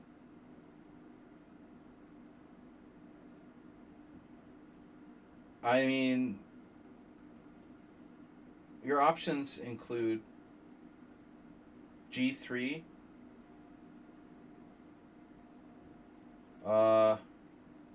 g3, g3, or g3. G3 is the best move. I'm surprised White has such a good score with knight to c3, though. Look at that. White has a very winning score with knight c3. Knight c3, like, what's the problem? Like, people didn't play bishop b4 or what? I would play this all day. I would play the Dutch every single game if my opponents promised to play knight f3, knight c3, and let me play f5 for free. It's a 4 knights Nimzo where black plays f5 over his knight illegally. This is a good position for black. It's a good Nimzo. I swear, I would play this all day long. The problem is if black doesn't play bishop b4, his results are bad. You know, you play something stupid like bishop e7. Nah, bishop f4, that's like... Now we're going to start talking about Serbian stuff. Schumacher would do stuff like that against me. I hate that against the Dutch. It's so stupid, you know. It seems like the stupidest place to play. Schumacher was here. You don't know him, but he's another Serbian player. So it's like the bishop just constantly gets attacked on f4. Knight h5, h6, g5, d6, e5. It's just... a3 maybe, Sinus, makes some sense. No, a3 is not stupid. This is like an English... You could transpose to an English defense after b6.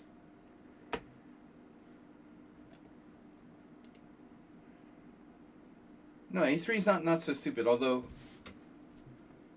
If you're going to play a3, then I play g6, I'll be like, whatever. Just play like a weird Dutch.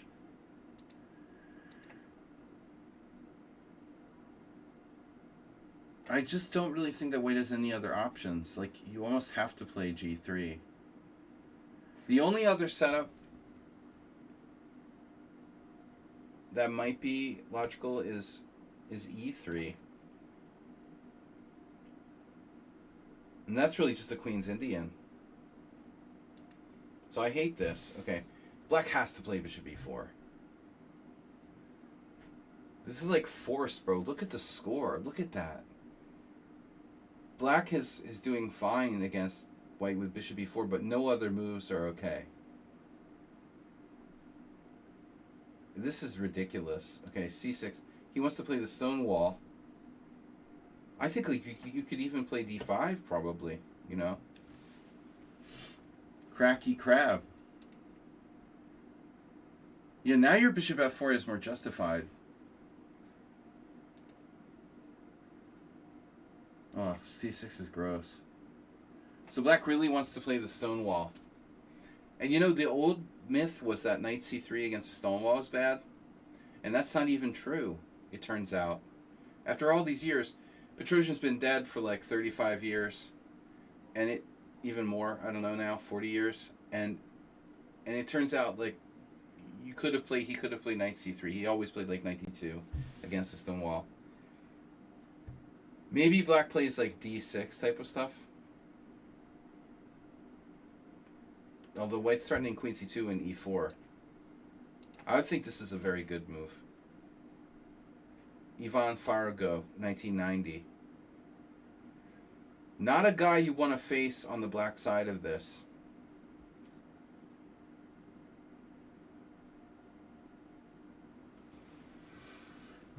Yeah, the c6 move order against knight h3 type stuff. No, Ivan would kill almost anybody here. Just solid positional play. He didn't play... Yeah, he did play this. I like queen c2 a lot. You know, you're threatening e4 right away, game over. And so black has to play d5. And now you have a crappy stone wall. Now you have Nefedov-Kamsky. It's the Nefedov-Kamsky attack. The anti-stone wall with an extra move. Now your bishop f4 makes sense because it can't be attacked by e5 so easily. This is... I talked about this last week. The web of dark squares, web of white squares, whatever, web of dark squares. Rubinstein. Rubinstein did like this, like e3, g3. I think it was actually against someone good like Schlechter. So, awful position for black. So now you did g3. g3 is fine, but queen c2 is even better. The problem is that queen c2 forces black to make this move he doesn't really want to make, which is d5. g3 doesn't. So now black can revert to some kind of Simon Williams type of crap. Maybe. Although it's still probably bad, objectively. Yeah. Okay, g3 is fine. d5. Oh. That's playable, but why now? Why not do it before? Now you have bishop d2. You don't have to play bishop d2, but I think it's fine.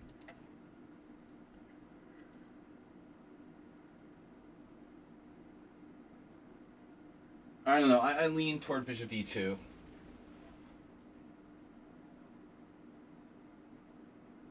Queen b3 needs to be considered because it's a tempo. There's no c5, obviously. And I don't know what exactly black plans on doing there. Maybe queen b3 is also possible. So you just ignore it. Okay, it's fine. He takes unprovoked with weaknesses on the dark squares. And then that move. Okay, that's really ridiculous. So black has to try to patch up. I mean, bishop takes c3 check is so bad. There's just no call for that. Anything's better than bishop takes c3. d6, castles. Why release the tension?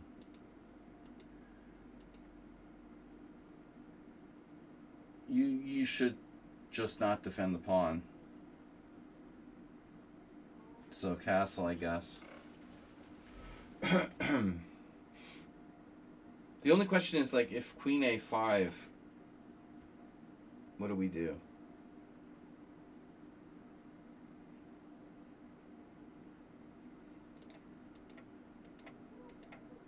So takes. Don't love this. Maybe you have a better move. Like, you have a neat move, knight d2. I prefer sacking this pawn rather than defending it in a stupid way, you know.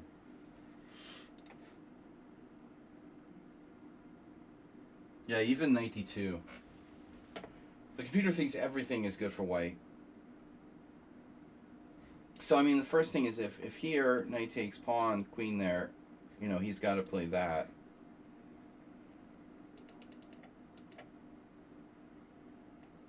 So it looks like knight d2 is even the best. Right. So now at this point, yeah, hindsight is 2020. You have knight d2, and if queen takes, what do we do?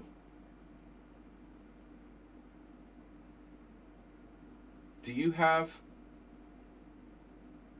a4 cutting him off?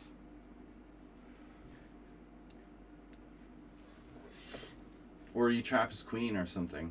Oh no. Oh no. Yep. That's a funny queen trap.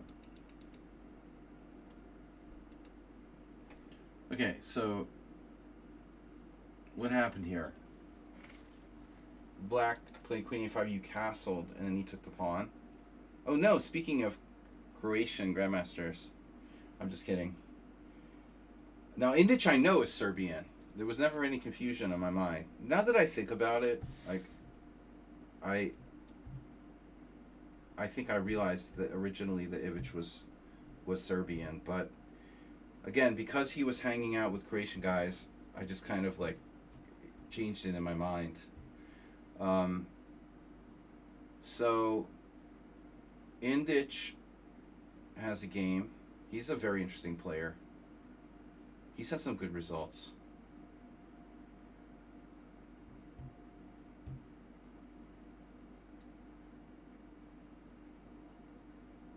Castles. And his opponent played queen takes c3. And black got away with this. Well, first of all, there's like no clear way to trap the knight. But I was wondering, could we try to trap the queen? Indic didn't do it here, but I mean, it looks like it's possible.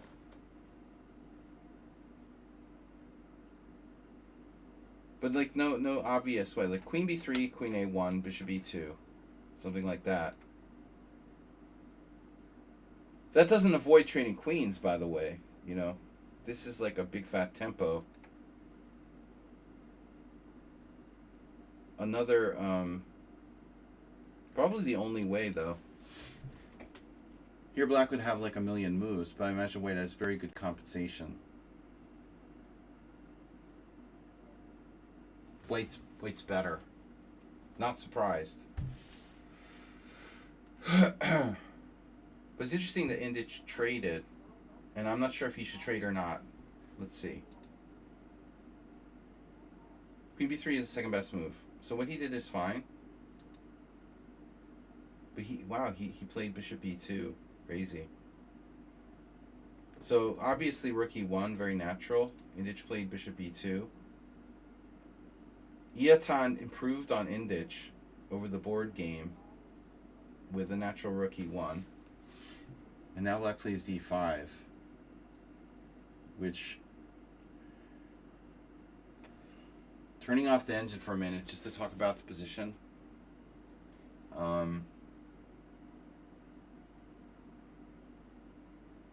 Look at the compensation. This is perversely weak. This whole complex. Black has no development. We have Nefedov like queenside pieces.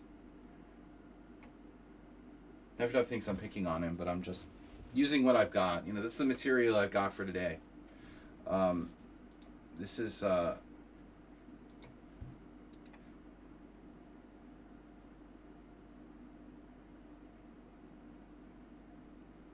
very good position. Two bishops. Still, looking at a very long game if white is to try to win here somehow. This seems like a reasonable move by black. Rather than just give up the dark squares, black places upon the dark squares, trying to stake out some dark square control. The obvious problem is bishop a3.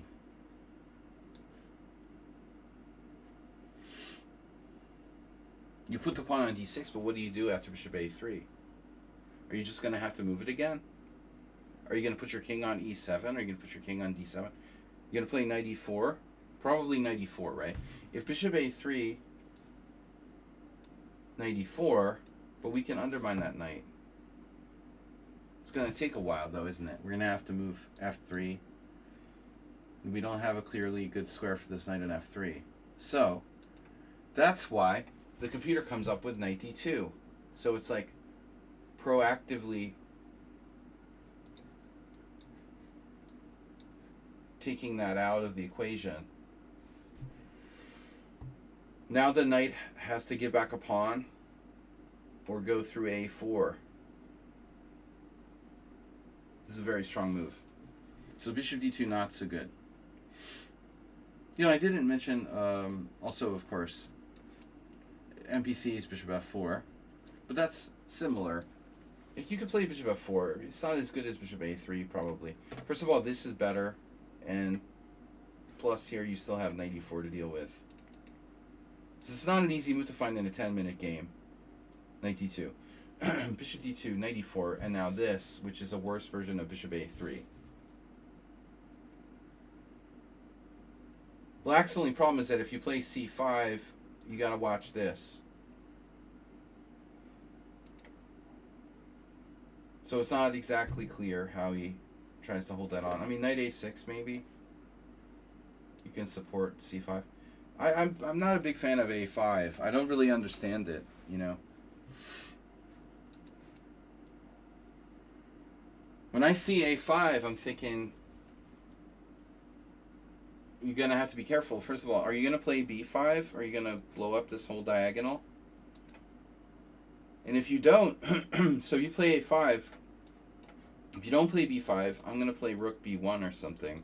And this is going to end up being maybe an issue for black. So I would think black would avoid playing a5 here and just develop his pieces. I mean, anything. Knight a6, knight d7. Black's position is not that bad if he plays sensibly here. a5 is the best move. Well, maybe he was using an engine. I don't know. a5 is the best move. I wouldn't play it. So b5 must be good. It's all tactics, boys. Takes, knight g5. b4. Phew, I couldn't calculate this far. Oh, it turns out it's okay. But he has to follow up very actively. He has to play b5. And he doesn't do it. Maybe he was scared. I would have been scared, but having said a5, you have to say b5. Right? Masturbate? Guys, don't forget to donate. We do a little bit of chess on the side, you know, when we're not commentating on politics and quoting Elie Wiesel. So bishop a3, yeah, this is inconsistent. This is a little weird. So you weaken this diagonal, but you don't have the b5, b4, and you're clearly tied down along the b file.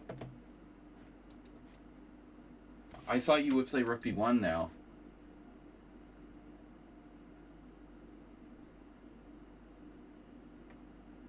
I guess he has bishop a6, huh? This is a new idea. But that's fine. I mean, you can bring your e-rook to c1. I think that's his idea, though, come to think of it. Pawn is a pawn down. Well, yeah, you're a pawn down, but you have compensation.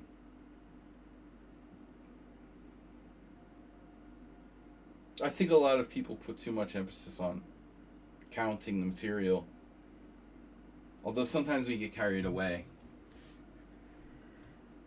Let's put it this way. There are far more cases where people emphasize material too much than not enough.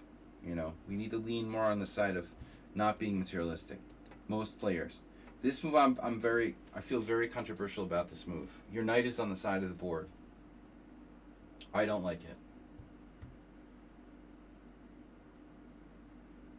The only instance where I like this would be if you had a very speedy sort of d5 break or something. This looks like a bad idea. No way in a million years I would play knight h4.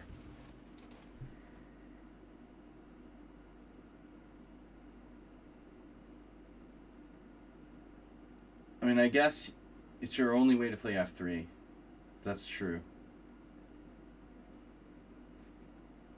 So in that sense, it's kind of concrete.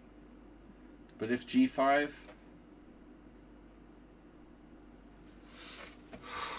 Even in this version, I don't really get it. What we're doing. Okay, so we're going to take d6. I get it. Alright, now I get it. You're undermining d6. Okay, so no g5.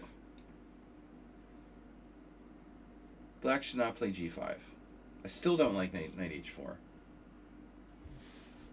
No, this is also a problem.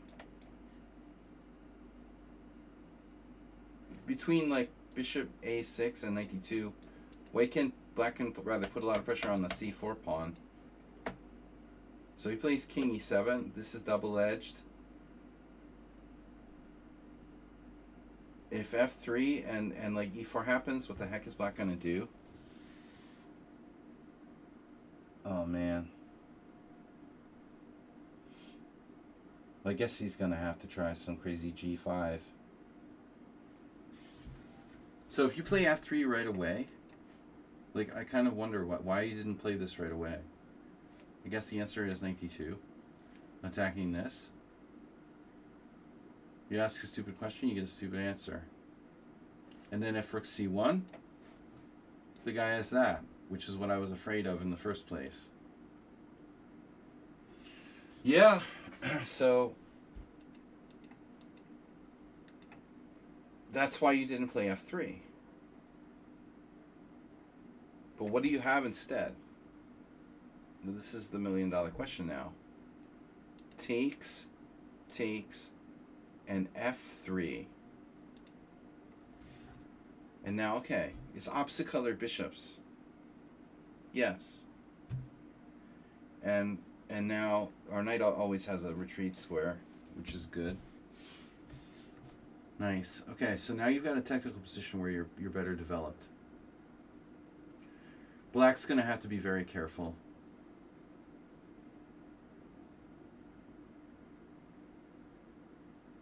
I can't help but wonder if maybe he should play g5. Yeah. This, I swear to God, I didn't look at the analysis, but this is, it's like, it looks like a stupid move, right? Oh, I moved all my pawns. But honestly, driving that back to a relatively passive square, of course it can rejoin the game. The pawns are dark squares. We can back it up with h6 if we have to. There's no immediate problems. I'm not planning on even taking here. You know, I don't think we have to. I think what black might be able to sacrifice the pawn on e4. So rather than take on f3, if bishop a6, you have this. This is an annoying move. That protects that guy. But again, now we can start doing like b5 or something. I'm not sure black even has to exchange on f3. So g5 was a really good move. He didn't find it. Plays this. And then you played the obvious, you know, obvious rook c1. What's the problem with rook c1? It looks like a good move. Bishop a6 may be overrated. What about like other moves for black? b5. So you're gonna take on e4. If here, you got another one where that came from, as they say. Like e4, for example. Ripping him a new one. Yeah, opposite bishop positions are very unforgiving, as we've talked about many times here on the stream. Guys, I forgot, you know what I forgot to do? Oh my God. All this time we've been streaming, and nobody reminded me, and you guys are at fault. Somebody owes me a gift sub. I forgot to turn on the stream on Lichess. Are you guys with me or against me? Are you my friends or my enemies? Like, seriously. I hate that Lichess made it like this, but now I forgot to turn on the Lichess. So all this time I've been streaming and no one's even watching. I could have had like 10 more viewers. It's so stupid. If I don't press the stupid button, if I don't flip the stupid switch, then my stream doesn't show up on Lichess. How stupid is that? Stupid feature check? Bah. Alright. That's 5 or 10 viewers we could have had. So stupid. Whatever. Alright, back to where we were. As if we have any viewers anyway.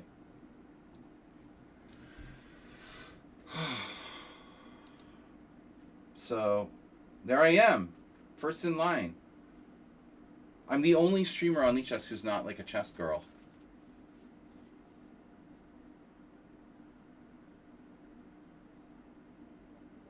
I guess I'll join thanks to Twitch notification. I don't think it helps much, but yeah. I don't think even the Lichess helps much. No one cares. But someone wrote a blog called My Problem with the Encyclopedia of Chess Openings.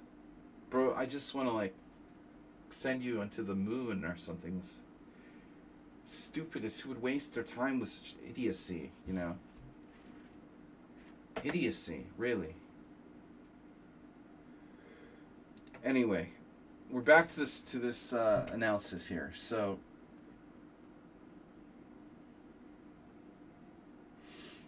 anyways, rook AC1 takes. This looks a little scary, man. Did black have to do that? Of course not. Opening the line for you along the e-file? Why? Because he's materialistic, like most people. Okay, first of all, b5. If you take, you're threatening to penetrate on the 7th. I wonder how dangerous it really is. Let's say, takes, check, knight d7. Rook here. Oh boy. No, seriously, like, what are you going to do? Black's threatening b4, kind of shutting you down. Doesn't look too easy.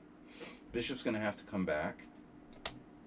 Maybe black can survive this. Black's like winning. Wow. So that's nothing. It's literally nothing for you. Wow. b5 is second best move after g5. b5 or g5? Takes here opening lines for you. Shocky. Oh no, is the Jerome Gambit blog written by AI? By violated terms of service. Donald Trump hung a picture of himself with Putin in the White House from their meeting in Alaska. Why not like hang up the AI generated like walking with the penguin hand in hand or something like that, dude?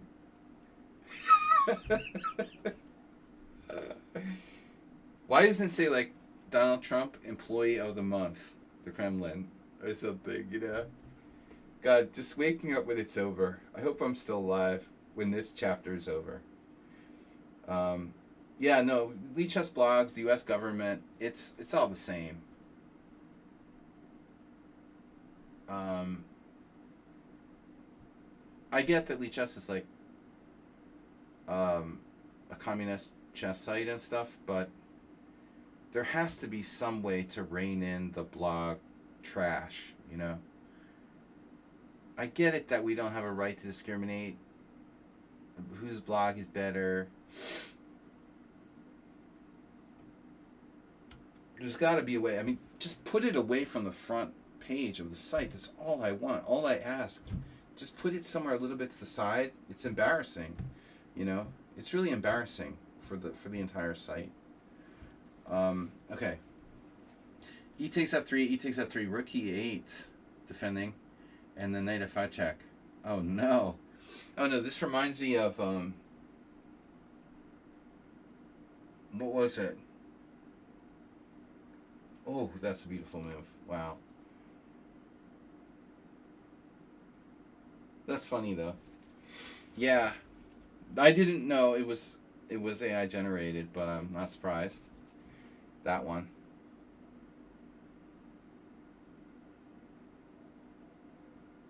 Yeah, I don't think that's even like a real opening. King d7. And now knight takes d6 or knight takes g7. So you took the wrong way, although it's tempting.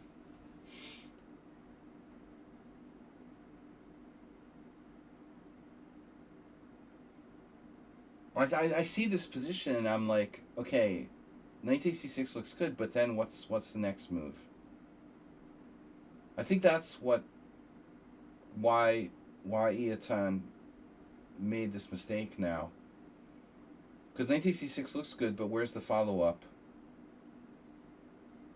And maybe the point is like our position is so good we don't need a follow-up. It's just kind of long-term. Like basically black can't move his knight. You look and you're like, well, what am I going to do next? You know, what's my next move? You don't really need a next move. Rook b1 if I had to like throw something out there. Just piling up on the B line. But the point is like white's probably winning, you know, slowly here. But I think that the reason why it's better to take on d6 than g7 is because of just generally like control of the center. It's a central pawn. It controls e5. You're going to get a lot of benefits from that. This is tempting. And you probably saw this, you know, I would think, which looks good too. Well, you're obviously better, much better either way. There's some d5s in there. This is what I expected. But so maybe like this isn't that easy to win. Now material is even. You have a huge initiative, but black's still hanging on. And that kills your bishop. Double purpose move. Kills his bishop. It gives black a square for the knight on c6. Shit. So just imagine the difference now. If we had done this instead, there's no c5. I mean, there is, but your whole position blows up in the process. And you could just slowly kill him. So tempting, but not as good. And now he finds this really good move, c5, and suddenly black is alive. I wouldn't say black is alive and well, but black is alive. Your bishop is not alive. So your biggest priority at this point, I think, is to be careful that bishop on a3 comes back to life.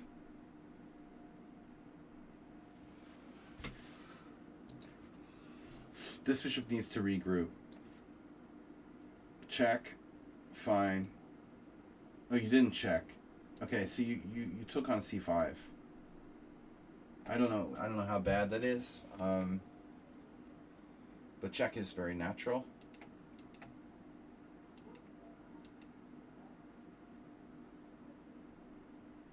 I don't know where black should put the king. I was thinking he would put the knight on c6. So the problem is you have that immediate tactic, knight d5 check. His other option looks like d8, but then this is problematic as well. So he goes to c6, keeping this protected, avoiding tactics, protecting c5, but his knight only has d7.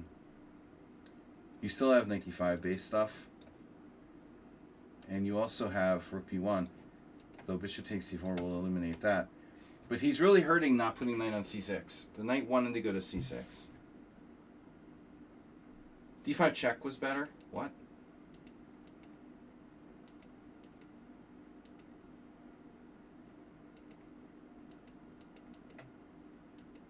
I don't know about that.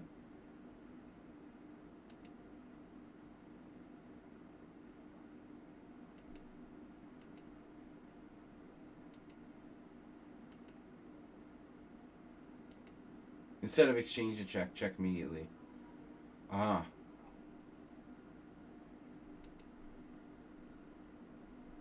Yeah, so he survived and he's okay.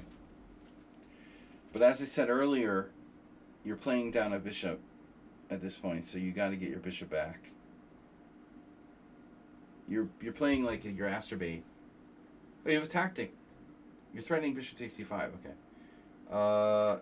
And now there. It's just like your 10th knight move in a row. And then black finally blundered. So he had to play what, rook e8 or something? Bishop c8.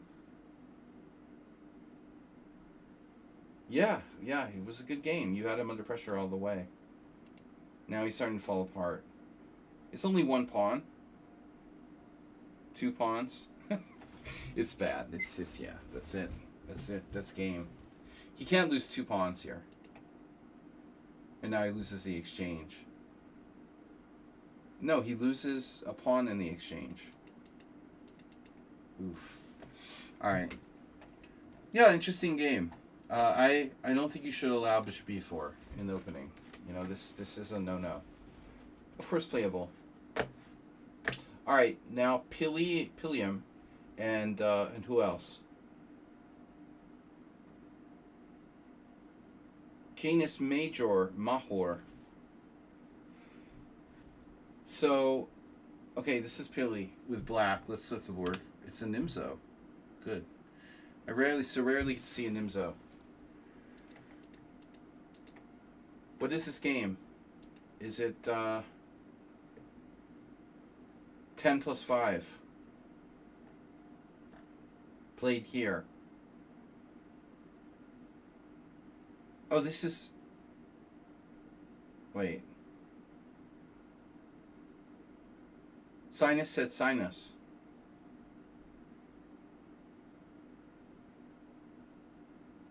Yeah, your game is next, right? What do we have, like all constellations and shit? Sinus, isn't that a constellation too?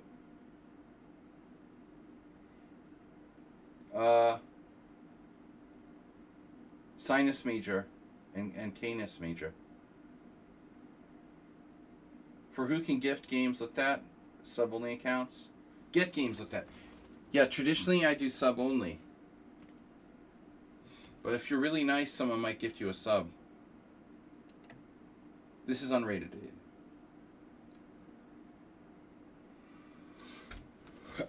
I noticed in the Lichess, like, somewhere on Lichess, I realized that they mentioned that they don't really analyze the unrated games for cheating, which I thought was kind of weird, but they probably save a lot of time and energy by doing that. So, alright, bishop e4, and now we play bishop d2. This is a funny move, you know, like, it doesn't even have a name, yet it was played by Capablanca, Aliakhine, who else? In modern era, it was played by Peruvian Grandmaster, what's his name?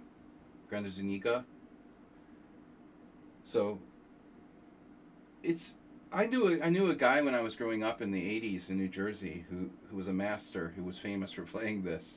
You know, it was like, my friend was like a huge Nimzo player, and the guy, they went to college together. Okay, this is by the 90s. In the early 90s, he went to the same college, and the guy was 2300, and he was still playing. He would always play this against the Nimzo, and my friend was like, "What do I do? You know, it's so annoying. I don't know what to do." There's like no theory on bishop d2 in any books. It's not considered like a real variation, and yeah, it's weird. I mean, I could never decide what really black should do, because you could do anything, but who's to say like what the best line for black is? That's what that particular master used to do. He had a strange repertoire with weird openings like this. He played the Lowenthal with black. There's an advantage to that. Alright, anyway. So you decided to play c5. I think, no, principally speaking, I like to play in Nimzovich style. That's more stylistic than principle, but I play b6 a lot. One thing I wonder about is, in the case of b6, e4, bishop takes c3, bishop takes c3, knight takes c4.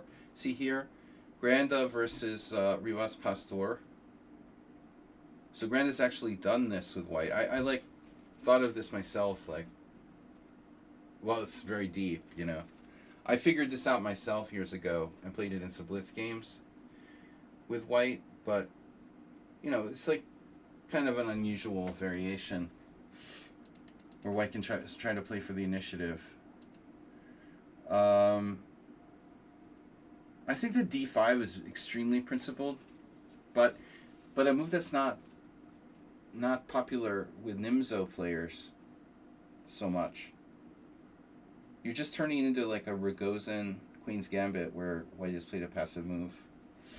So basically black can play anything. There's another Granda game. He beat Grandelius. Granda versus Grande. I have a vague recollection of that. That was 10 years ago. In probably like Weikensei. I don't know where they played. Grande. Granda still has a high rating, although he hardly plays, and he apparently like doesn't study chess at all. I heard he's like the laziest chess player ever. Anyway, bishop d2, reliable sources. Bishop d2, c5, another principled move. But I will say this: that in these cases where white takes on c5,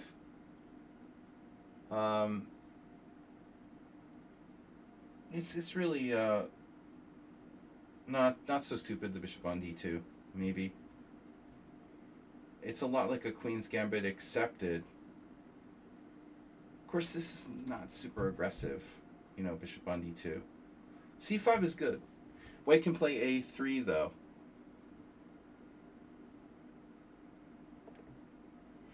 You must be learning the Nimzo because versus me, you knew all the lines. Who are you talking to? a3 takes. By the way, like, this is rarely good, but you have to check them. Sometimes this type of line is playable. So if a3, bishop takes c3, bishop takes c3. I've had this before. And you're like, yeah, you have to go here. This is extremely boring. Harman Kardon. Doesn't he make like speakers? There's someone with that name for real. All right. Yeah, there's a subculture of players who play this crap. It's like, let's just put it this way. In the ancient times, like back in the early 2000s or the 90s, there was really almost no games with this crap for white. So now it's like a real variation. What a pathetic way to play with white against the Nimzo, though. Okay, c5, e3. That's harmless. e3 is probably like slightly inferior. So we're happy to see e3. Probably a3 is better. I mean, there's one other possibility, right? Taking on c5, as I said. Well, actually, no. There's two other possibilities. You could also play knight f3. That's super boring, right? Also lame. But I feel like this makes more sense, because you're going to have to take with the bishop on c5 in most cases. So let's see. Castles. Knight f3. Even people have played knight a6. And now fg3. Are we going to transpose? We're going to transpose. We can't transpose if it's not a classical Nimzo. He hasn't played queen c2. I don't know what this is. Bishop g2. So it's like a classical Nimzo that's not a classical Nimzo. You just play b6. It's very hard to say. Okay, e3. Now what do we do?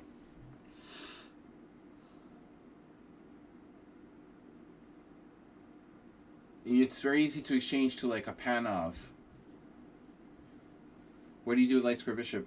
The answer is it depends. I've had this position before. I imagine I've castled and I've taken on d4. It's tempting to play b6, but I'm a little afraid it might be not that good. No one has dared to play b6. Another interesting possibility here, played in 2 games, is d6. I'll tell you something. If you play d6, there's also a danger here that white is going to play knight on g to e2. Imagine if white plays knight on g to e2. Welcome to the Rubinstein variation. And probably not a bad one for white, because bishop d2 is played fairly often in those types of positions. There's still a chance white can transpose back into a sort of, so like d6, for example, white played bishop d3, but I would think like this would be perfectly okay. Knight 92, probably. So I'm not super excited about d6. cd4, ed4, d5, and it's a Panov. cd4, ed4, d5, and what does white do? Take.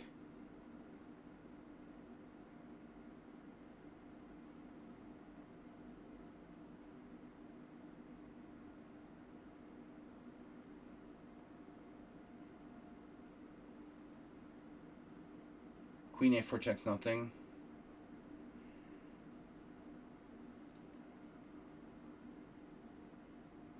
We can't do anything weird like c5, but he's tried. That doesn't seem right. So knight f3. Now, watch this. Castles. We're transposing some kind of weird Panov here. Knight takes d5 or e takes d5, both playable. And now after bishop d3, there's gonna be a direct transposition to a straight up Panov. So if you do this, you're letting white get into an absolutely legit 100% good variation. White is like a little bit better.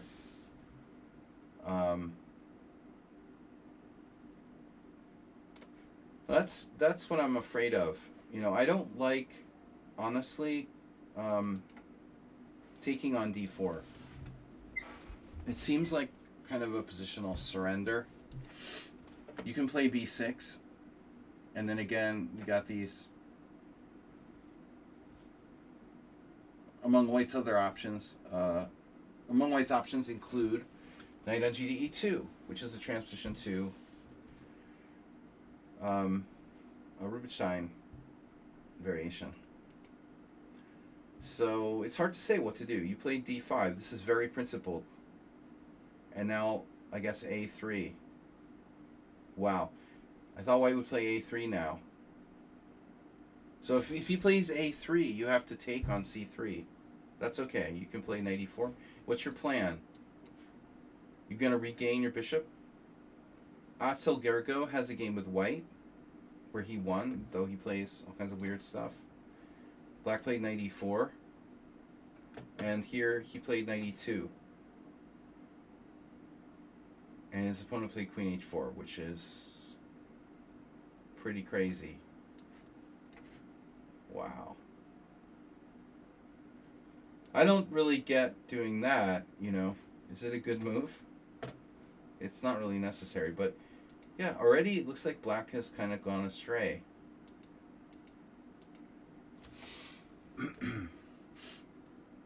So what if we just castle?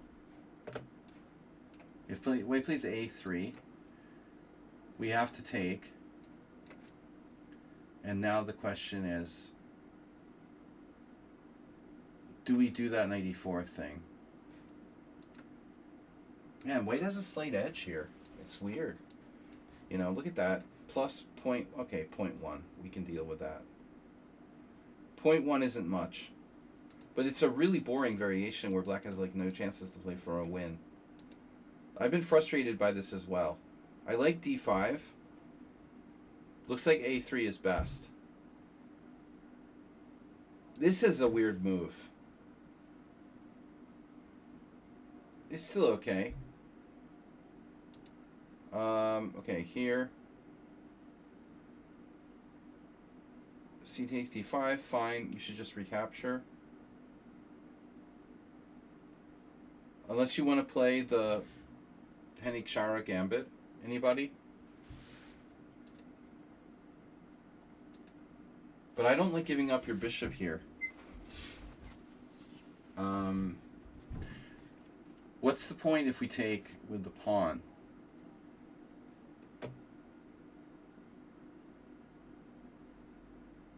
I think this should be the default move for black.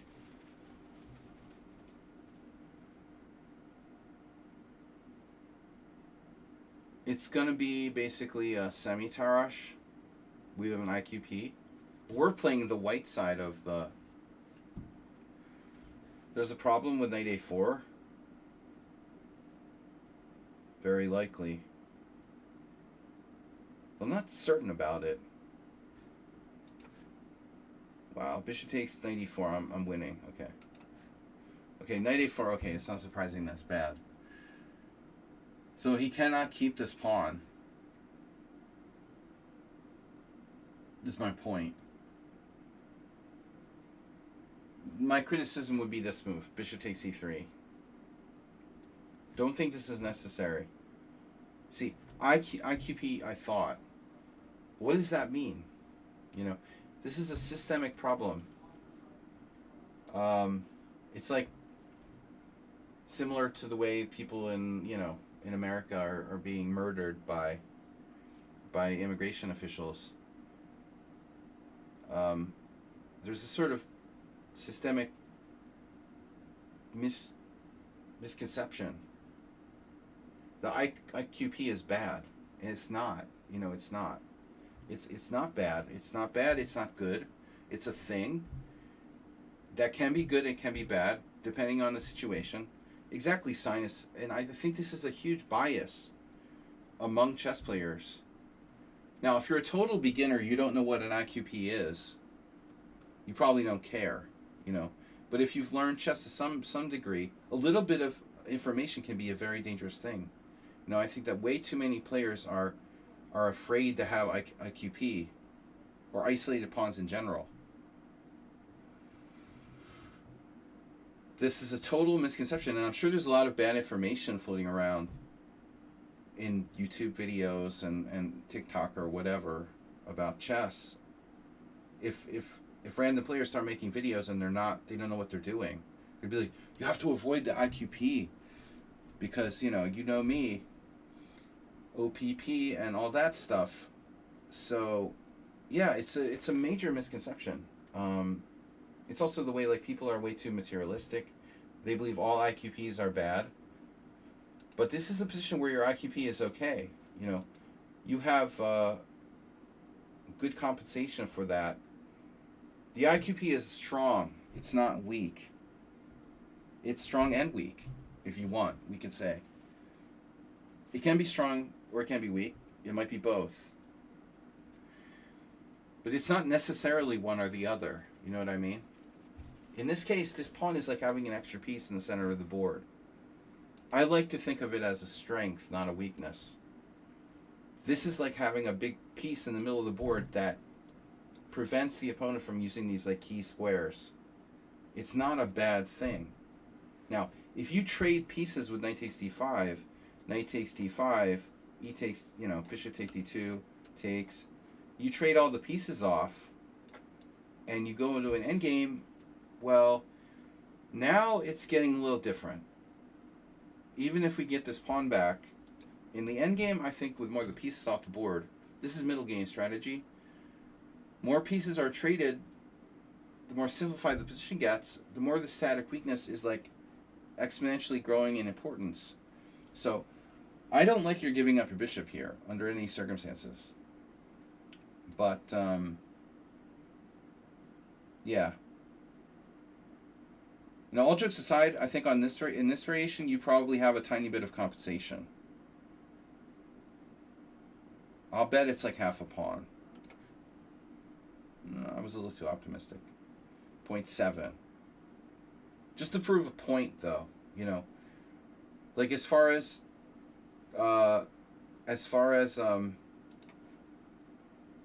let's say active pieces and development go, it's 0.7. It's not quite good enough, but it's close. I'd still rather do that than like bishop takes c3. But I think this is kind of forced. You don't want to take with the knight and trade pieces. You want to take with the e-pawn.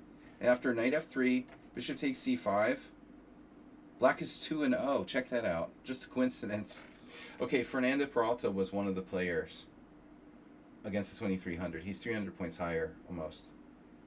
Black is 2-0 in this position. It looks like a very normal semi-Tarrasch. But actually that bishop is oftentimes on b2. He's going to go to c3. White's solid, but black is fine.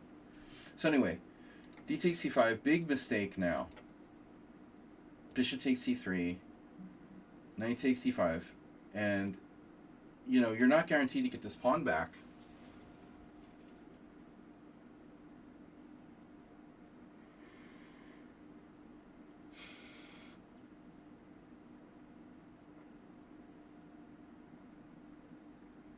Something's going to happen, like bishop d2, and then you attack the pawn, he protects it, you attack it again, and he like pushes it, and he, you know, gives it to you under his terms or something.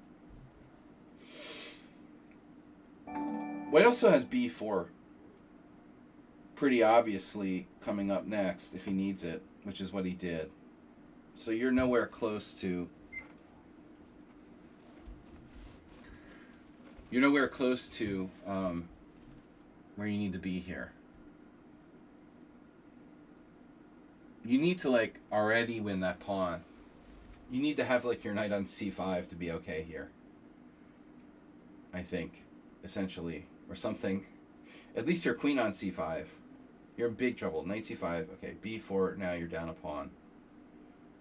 I mean, yeah, there's nothing you do. I don't know. Consider a5.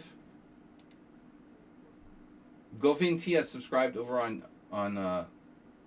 YouTube, and Cool Fast Grill, making me hungry. Eugene Av earlier had followed. I didn't mention that. Guys, please subscribe. Gift subs are welcome. A5, maybe like trying to prevent b4. I don't know how much time you have here, but I think the pawn on c5 is really disruptive. Another radical idea for black would be to sack a pawn. But I'll be honest with you, like that pawn on c5 is so powerful that you might want to seriously consider this. If I can't win it, I'd like to at least like get it off the board, because it's like in my airspace and it's cramping me. You know, so you're probably better off doing that. If you get something like this, you can play maybe bishop a6. Might claim some compensation here. I wouldn't be surprised if b6 is like one of black's best moves. So anyway, knight d7, b4, very good for white. And then you had an idea, which I had missed. Okay, queen f6. Some development. White probably has to play rook c1. He should consider it at least. You have this as an interesting move. These pieces are still problematic. You can try a5 though. Maybe a5 is going to work in conjunction with queen f6 a bit, you know, to give you some play. Remember, it's the Nimzo. White's king is in the center of the board. Your king side is castled. You're safe. And the fact that he's up a pawn may not matter if he gets checkmated and he doesn't complete his development. So queen f6 is primitive as it looks. Not such a stupid idea. You've got invasions down here. You've got the a5. He plays knight f3 now. Now this is looking a little weak.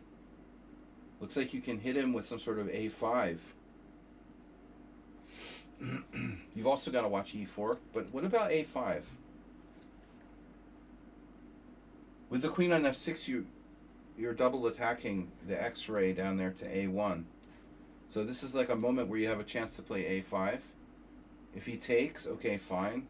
We take this one, which is more important anyway. I think you could possibly throw this in there. So knight c3, if it does something, it's good. Maybe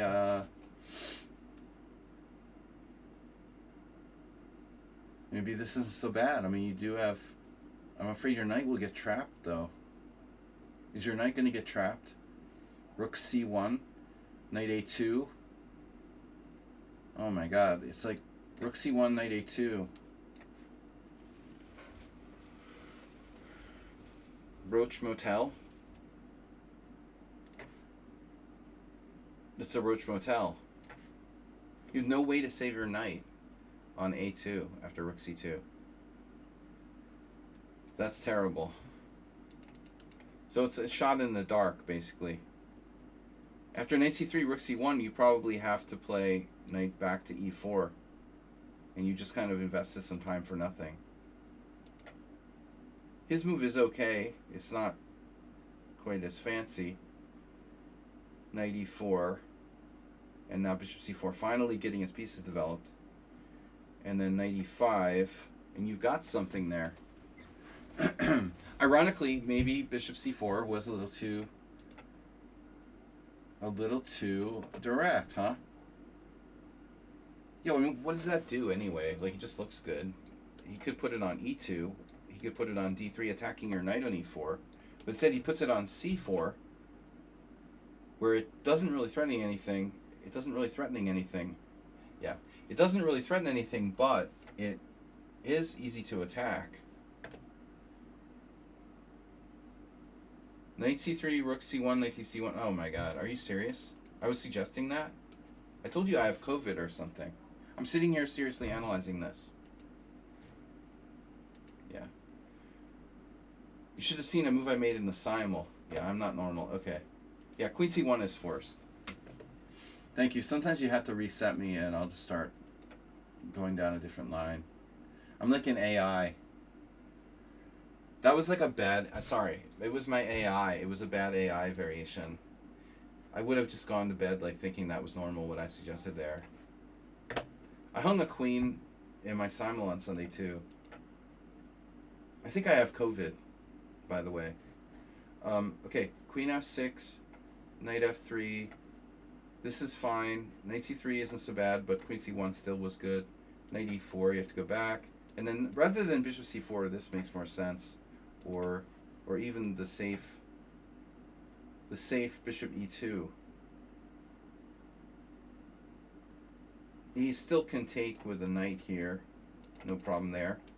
So this seems kind of dumb. Knight e5. And now he's screwed. Or not. The million-dollar question.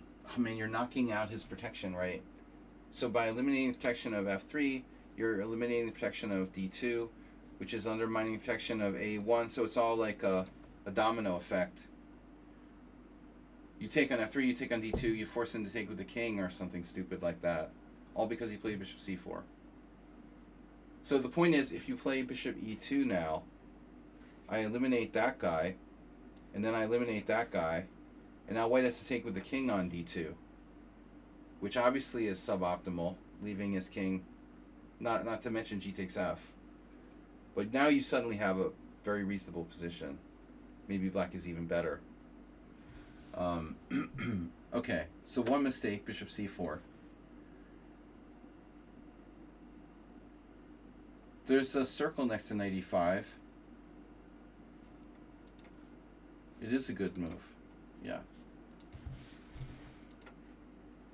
Oh, the circle represents my diagrams. The circle's duh. Alright, so multimedia. Hey, I was thinking about something, guys. You know, on chess, on Lichess, I was really kind of bummed because I wanted to put like multimedia. There's no way to put multimedia inside of a study, right? It sort of sucks. Like I was thinking it would be cool if we could take a study and stick like a clip or something inside the studies. It's like this is like the 21st century. I don't want to use ChessBase. I hate ChessBase. You know, ChessBase can go to hell. Why can't I take like a Lichess study and stick some kind of... They should have some multimedia. Come on. They're getting a lot of donations. They could improve the site a little bit. Let us put multimedia inside of a study. You know, let me put a clip of a, you know, video of variation or something inside. Just a little suggestion. Knight takes e5.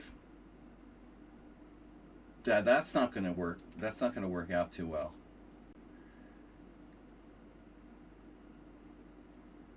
So it's all hands on deck now for white. I want to take like a very simple program like, what's it called? The snipping tool on Microsoft, whatever comes with your computer. Use that, and you can do like little videos with it. very easy, you know. But it doesn't accept like multimedia in the studies. Stupid. All right, 95. I mean, okay, I guess the problem is it's going to require space, and Lichess has to like host these studies. They're hosting all the studies forever. Yeah. So I don't know. Maybe there's a workaround though. Somehow you could make it like you could download your own study or something, and then you would store it. Knight takes e5. Yeah, why does white have to do that?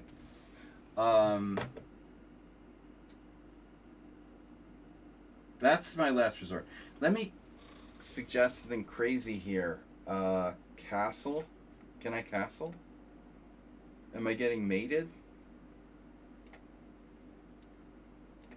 This isn't mate yet, right? Doesn't look good, though. You could harass... I mean, white's like playing the hang on now, but you could harass him with the queen exchange threat or something like that. But seriously, bishop e2. You have better moves now? Do you have maybe rook d8? This is really dangerous, isn't it?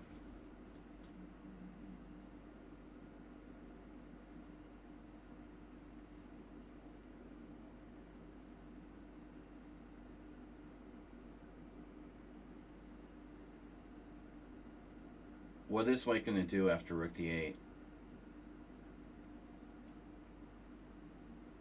Almost looks like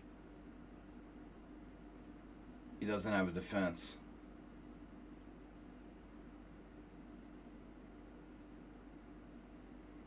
Maybe white is that screwed? It's hard to believe, you know.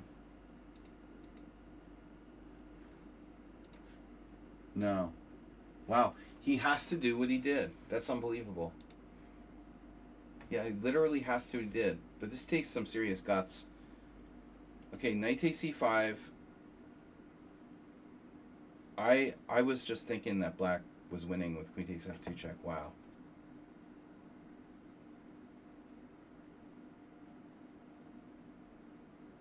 Wow. So it's not. Unbelievable. Wonder how much time you spent on this move.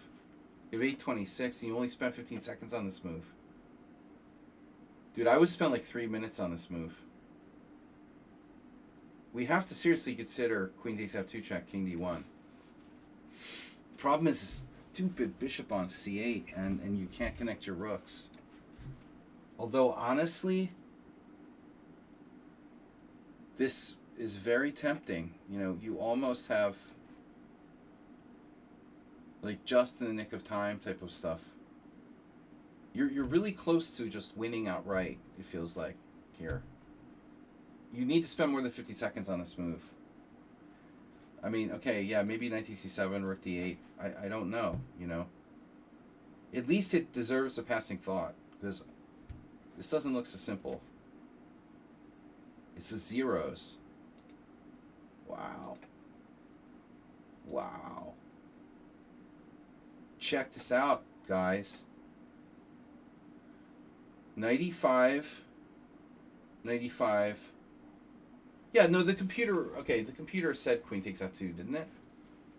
I think it probably implanted that idea in my brain. I probably didn't come up with that on my own. But I was afraid. I was afraid. Dude, this is sound. This is sound. But my move bishop d7 is... Yeah, maybe it's better. Wow, it's close. Well, I mean, there's also obviously queen takes here.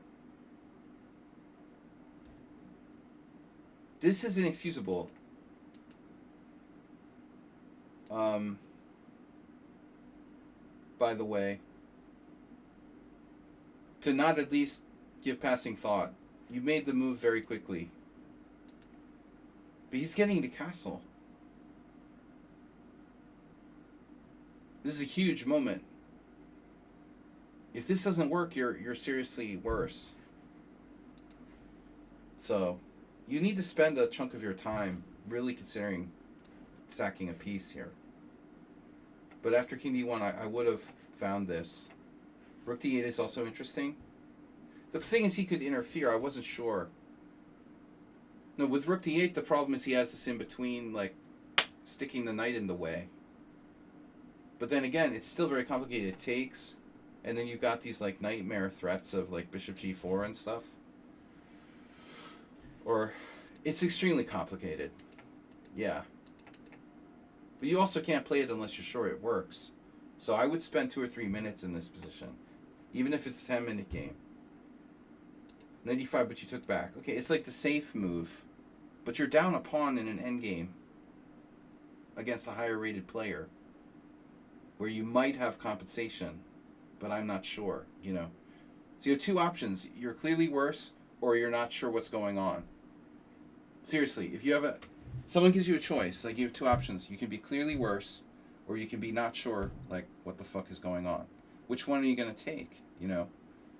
So you take the one where you're clearly worse. Like, I think this is a bad decision.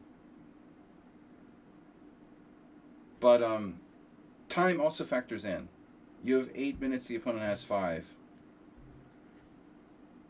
Alright, so castles, and now you're like down a pawn with some compensation, but probably not enough.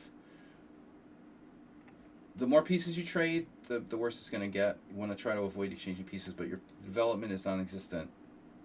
So bishop d7, rook d8, something to destroy his pawns, if it's possible. You want to think about b6, although this is double-edged because we could be helping him. But I think this is kind of my default. Then again, if you don't take the bishop, he might go back Levon Aronian style, you know, with the bishop e1, actually Rubinstein, long ago. This is a serious... And I'm going to give you guys a secret knowledge that only I have. I think that people who've played the bishop d2 Nimzo have maneuvered this from bishop d2 to e1 before. I bet this has happened before. This is known to happen. It's very common. So maybe you felt like he was gonna get away, but this looks like you're dead. You're down a pawn. He has control of the open file, and you can't connect your rooks. It's a lost position, and this is just sheer desperation. You had tons of chances in this game, but this is not enough. And your opponent was hasty and played this blunder. Money in the bank. He's up 2 pawns, has a protected pass pawn on c5, and then there's some ghost threats here, which should not be ignored. But obviously white can play like f3 or f4, defend laterally, take control of the open file, bring his bishop back to f1 or something like that. But instead he plays this hasty move, which gives you a pawn back. Huge pawn. And now it's a game again. So he goes from clearly winning to, like, it's not clear if he's winning. Queen d5, takes. Technical endgame, it's a whole different ballgame now. You know, is this guy good enough to grind you down in a technical endgame with an outside pawn? In a heavy piece endgame, not so easy. a4. Yeah, this is the time is going to play a factor here. You should try to be active, maybe create some threats. I was kind of looking at this. Can we defend and attack at the same time by using, you know, the rooks?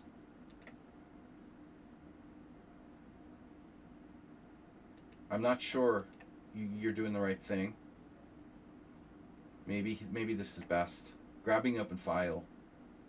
He's going to have to play, I guess, like queen b2. Another idea, I don't know. I mean, I would probably want to go with something like, rook d5. But if you had more time, maybe like rushing your h-pawn at him is an idea. But objectively, okay, white is much better. b5, a6, b a6. This is probably a mistake for him. A pawns in general are inferior, or rook pawns. So I think if white has a choice here, he should go with the B pawn. He should keep a B pawn on the board, not the A pawn. The A pawn is nice because it's outside, but there's a lot of endgames that are drawn because A pawns are sort of semi-retarded. A pawns are worth less if you go by like Keith Arkel's system, wherever, side pawns have less material value than like center pawns or something like that. B takes A6, Queen A6. You're getting closer to a draw now. A5, it's getting closer and closer to a draw. Now you have a solid blockade. He has a rook pawn. Now all you need to do is, like, first of all, make sure you don't get back rank mated and set up a very rigid blockade where you're active. This looks good. And now you're winning the pawn back other than a back rank mate. Last chance, back rank mate, eliminated. So, is that it? Rook takes A5. Is there any trick with like Rook D8? Rook D8? Nope. It's a draw. It's a little too late now for somebody to be playing for win. Okay, so that's a draw. And then finally we've got, what is this? Opponent versus Sinus. No, I mean, he should have kept first of all kept the B pawn, but it's not an easy endgame. That's very complex endgame. I think you can't say definitively if it's a win. There are endgame books that are very specific to that kind of thing. I don't know. There's a lot of pawns left on the board. White has good practical chances of winning, but not a guarantee. Okay, Sinus for white. It's D4, knight f6, C4, G6, G3, and now black played C6. So a lot of Grunfeld players, do like to play the C6, D5 and take back with the pawn. It's a very solid system. Here is position I've played, usually with a knight on F3 first. What's up, Asterbait? Where you been, man? So I'm gonna, if I'm not sicker, if my COVID mystery illness doesn't get worse, I'm gonna try to stream tomorrow some Blitz games, like from 1 to 3 Central European time. If anybody's interested, can stop by. And then Sunday I do a simul. I've got a tournament game on the morning on Sunday, but my simuls are in the evening. So Friday, 2 hours Blitz here on Lichess and Twitch and in YouTube, and also, of course, Sunday evening. Guys, we're going to need to get some subs and some donations because the cost of living has gone up here. All right. Very unusual move now from Sinus, which I've never seen in this exact position. Looks like something Asterbait would do. Queen A4, an original solution. This is apparently a real move. Wow. That's pretty bizarre. But interesting because he's not played Bishop G7 yet. So you're actually threatening to take in the position where he can't recapture with a pawn. Wow. Wow, it's the first time I've seen this. I normally would not get this too often because the move order, I'll often play Neo Grunfelds with knight on F3 before bishop on G2. This is very specific to having bishop on G2, no knight on F3. And I know Avruk. I have another student who read his stuff, and he has a very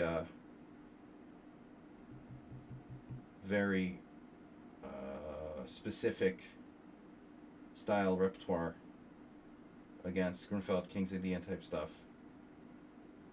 Yeah, thanks for being a subscriber. Bishop G7.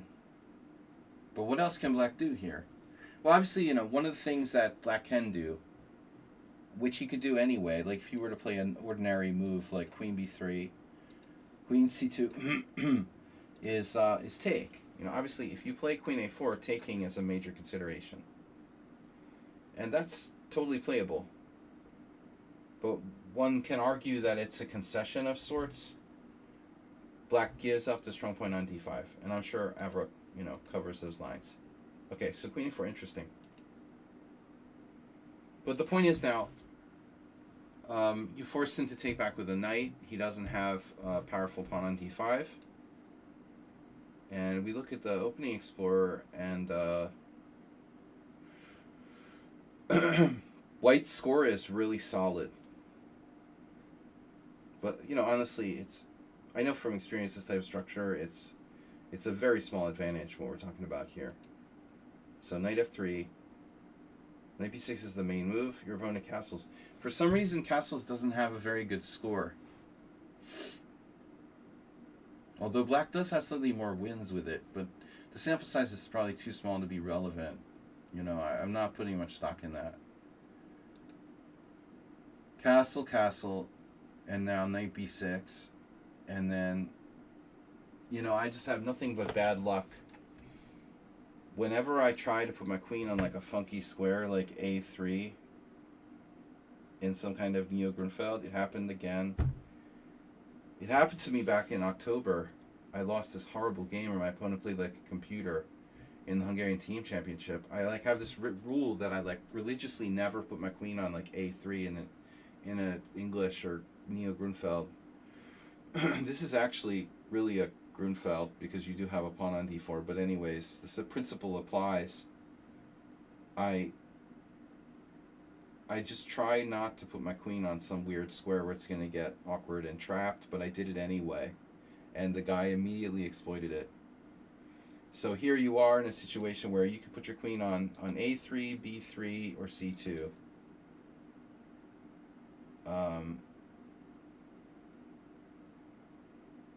A3, you know, one of the ideas would be to, well, anyway, you're offering this pawn on d4. It's suicide to take it for black. If you play this, I mean, the only advantage of it, like queen c2 walks into bishop f5, but that can be met by e4, I guess. But you know, maybe he plays that anyway. There's some people who play this to just induce e4. Maybe it's too much though. You induce e4, then go here, and then boom. This is too strong. 2-0. Both good players with white. So queen c2 is good. Now black played a5, which is a very typical move in these structures, but not certainly black's not black's only option. I would say knight a6, a5, bishop e6. Again, bishop f5 turns out to not be so good. What else can black do? Knight, you know, a lot of people are going to do knight d7, which looks kind of lame. Notice there's no master games with knight d7. Because, like, ultimately, look at that bishop. What is black? This is a typical, like, 1700 move. They're going to play knight d7 because it's an obvious move, right? But, the idea would play for e5, but white can play rook d1, and your opponent would have to play something very awkward like this, probably. It looks so artificial. So what exactly can he do, you know? Knight a6, a5, bishop f5. No one has played bishop e6, though it's not entirely stupid, because you have these ideas like there. Let's see. It's apparently playable. So the best moves according to the engine are knight a6 and bishop g4. Abdu Malik, we haven't heard much about her lately. She was here in 2017 playing in the Spring Festival. It was a huge sensation. But now her rival, Abdusaiva is more promising.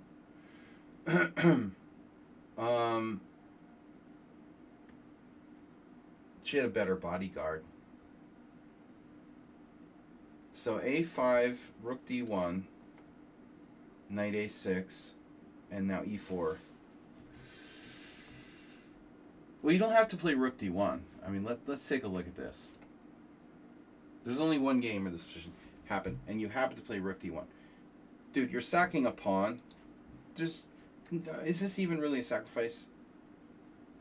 You take the pawn. I dare you to take that pawn, right? So you're not obligated to play rook d1. Both you and the same game went rook d1. But I would think here that rook d1 is just one of your candidate moves. You have other moves as well. Of course, it's a standard move. But, for example, okay, let's ask an obvious question. What about knight c3? I mean, this is totally natural. I don't see any problem with knight c3. Exactly. Looks like a good move that controls the center. If knight a6, I think there is a question about like where your queen is going in the instance of knight b4.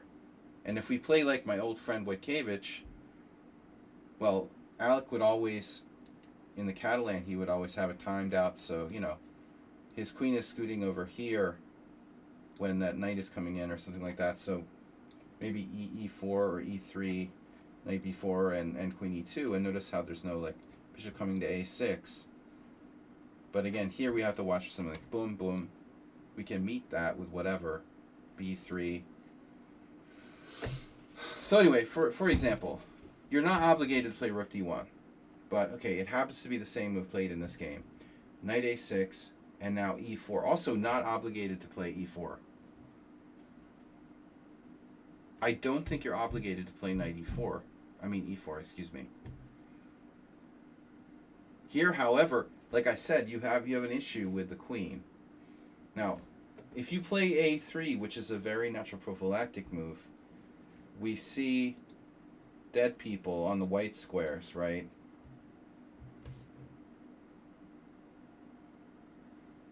But, I mean, can black really do anything with it?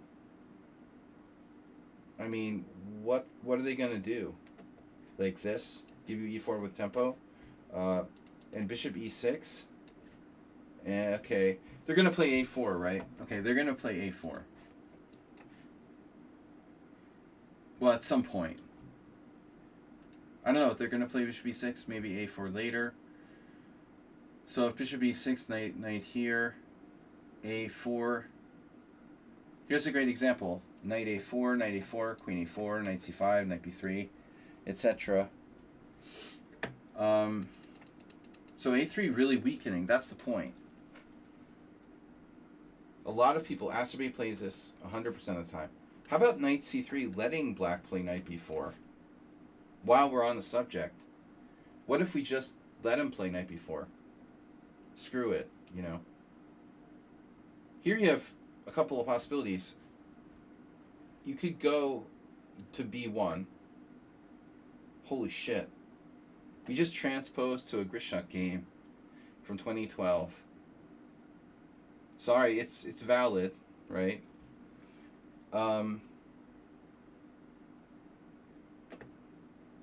Also, even this weird move, probably not that stupid, because you can transfer over here in some lines. Okay, anyway. So you did e4. You got queen e2. Black plays bishop g4. No. Okay, so Abdulmalik's move puts pressure on the d4 pawn, essentially. If she can take on f3 and take on d4, even if you pin him, he can always defend it with e5. So, I mean, the point is like here, takes, bishop takes d4. Even if you pin them, black can play e5, right? And there's nothing special. You're down a pawn. So, the point is like in a perfect world you have h3 in, where you've already preemptively stopped bishop g4. But black misses that, and maybe this isn't as good. Black is threatening knight b4, and they also have the ability to play, if you put your queen on e2, they have the ability to put bishop on c4, knight on c4. So now knight c3, knight b4, queen e2, bishop c4, right? You're not obligated to play knight c3, though. This is very precarious, but yeah, I'm not doing that. I mean, this looks really...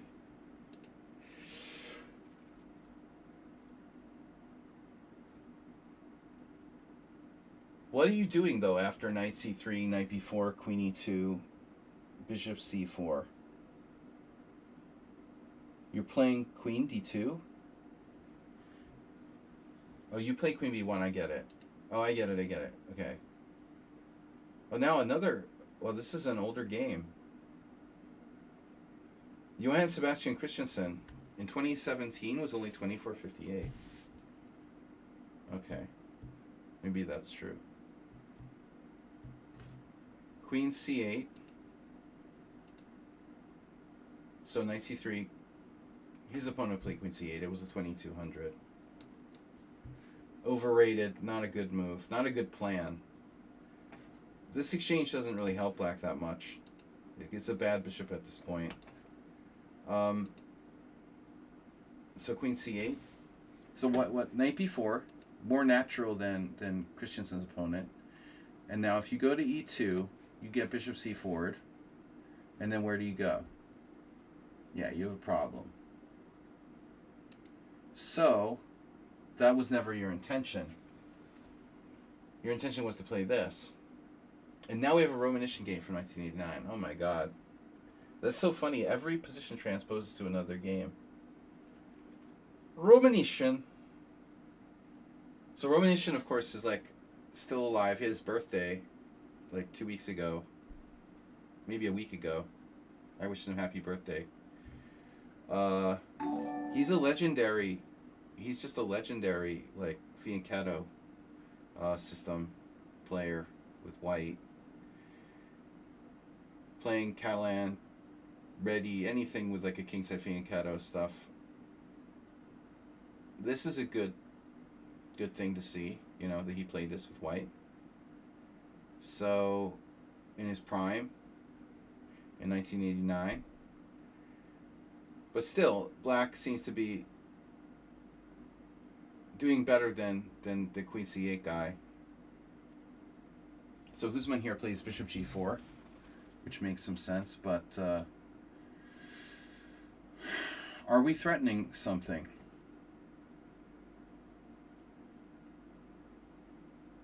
I mean, ultimately, are you threatening anything? I mean, are you threatening like a3? Are you threatening d5? Are you threatening...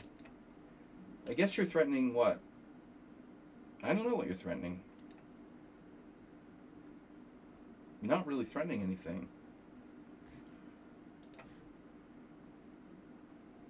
That's the funny thing about this position. I mean, Husman plays bishop g4, and your opponent did what?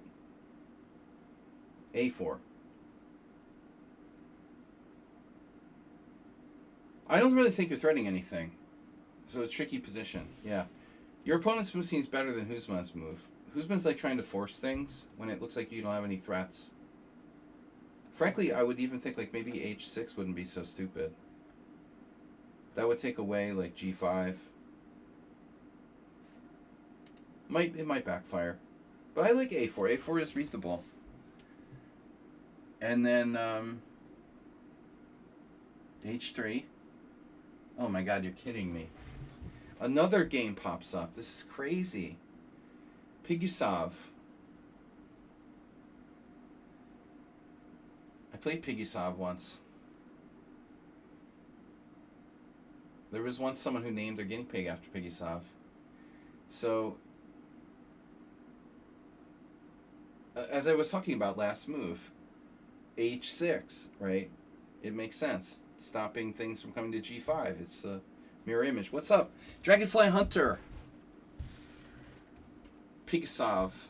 Slaggy, 1/2, 1/2.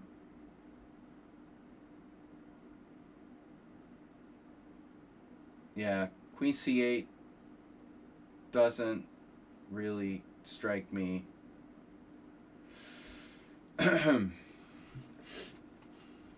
What do you menace? I like Pigasov's opponent's move better. But guys, you gotta check this out. What did Pigasov do? This is so Grandmasterly, right? This is 1993. I played Piggy later when he was like a little older. So this is an amazing move. Bishop d2, you know? Who even thinks of that? Bishop d2 with the idea of knight c4 and bishop e1. That's some serious shit right there. This guy is a technician, you know, he's like, wow. Bishop e1, protecting f2. Queen b6. a3 now. Knight a6. Bye-bye knight. And now the pawn just dropped? Oh my god. Queen b3. Knight c3. And b2's hanging, correct me if I'm wrong. Black didn't take it? Because b7 would fall in the end. I guess. Anyway, queen c8, king h2, and now black kind of runs out of ideas. The queen isn't well placed here. The knight is unprotected. Sometimes you can do maybe rook b8, but I still think that black should be playing h6 at some point. This is stupid. He wants to go to a7, it looks like. Inducing bishop f4, but you have a lot of space now. If you can crawl your queen out to c1 maybe. Right, b7 was hanging. I know, it's like bishop d2, bishop e1 from the earlier Nimzo game. Yeah, now the next move is really gross.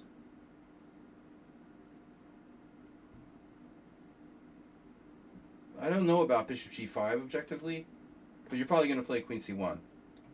It's fine. I mean, black should play rook e8 now. This move is kind of gross. I think you can take on f6 and you're clearly better here. But it doesn't make it easy to win the game, you know. You can take, you can not take, you can keep the tension, you can play anything now. Queen c1. But interesting what you did. You went back, which is a nasty little trick to win a piece. Black plays queen d8, which is extremely awkward. I think he was planning on this, you know, which is looking crazy now. So he never should have moved his queen in the first place. Ends up playing queen d8. And now this is really starting to look like a very, very possible situation. But you play a3, shades of the other game. But now this coming in here, what are we going to do about that? Well, we see now. Boom. We've got 1, 2, 3, and then mystery meat on g2. It's a lot of power.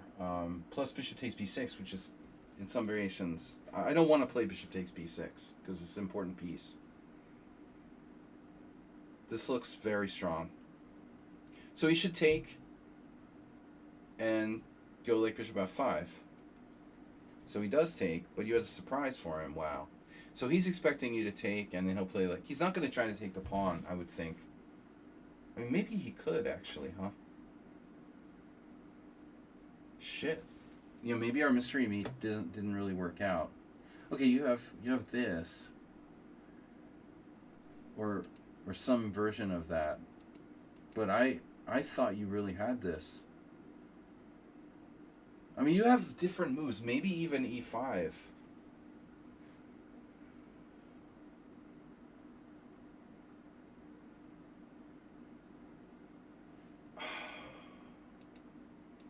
I mean, d5 just feels so good, you know. But I certainly wouldn't play it immediately without thinking it through. Hello, Chessy, bro. But is forcing it with a3 and d5? No, I don't know. Look at Pikusov. Pikusov would probably play like bishop h1 or something. I mean, no, I'm serious. I'm not being serious, but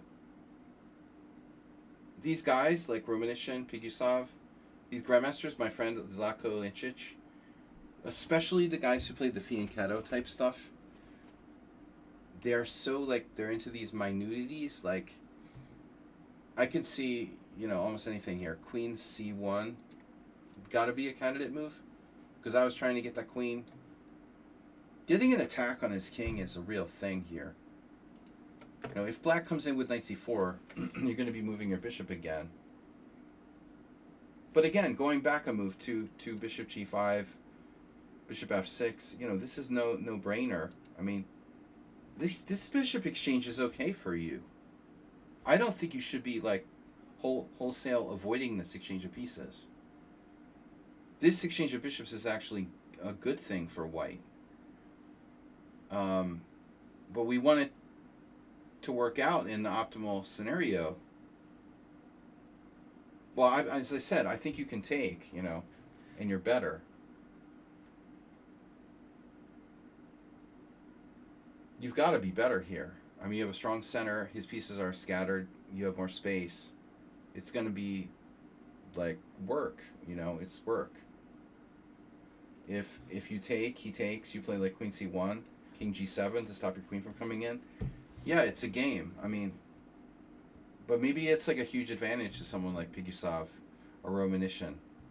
To me, it's like a very clear but not so clear that you have an advantage, but I don't know how big it is. I don't know if it's enough to win or, you know, let's see. Yeah, computers like plus 1.2, 1.1, 1.0. It's on the scale of 1.0. But, you know, I think his bishop's one of his better pieces. I don't have a problem with you exchanging it. But anyways, this move feels good, but I don't know if you should force it. That knight is really bad on a6, though, man. You know, I find it very hard to question a3. Yes, he got a solid b3 now.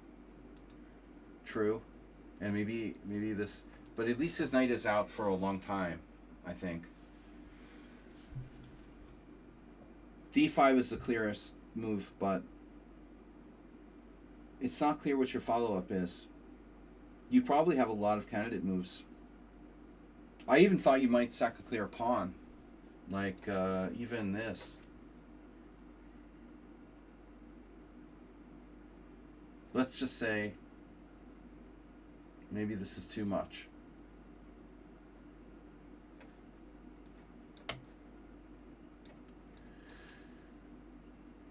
This is probably going too far. I do not ever want to do this. No, I don't know. It's really tempting to play d5. How good is your move? It looks good. It looks good. He has knight c4.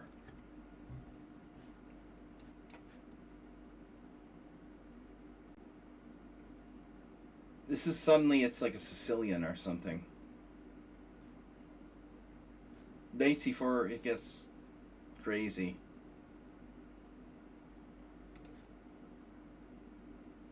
Do you think he needs to take the time to play bishop d7 here? Because I'm not sure.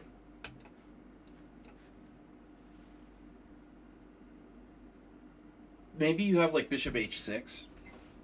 Yeah, that's what I was thinking now. This is the issue. Exactly. Now he's got problems. Okay. Yeah, that's my problem. Either I hang my queen or I miss some kind of obvious move. Okay, so bishop d7, and now it just looks like, yeah, it looks like a good Panov or something. Although now he does have maybe knight c5. If his knight can get back in the game, that wouldn't hurt him. You have some really neat moves, like knight c5, knight c6.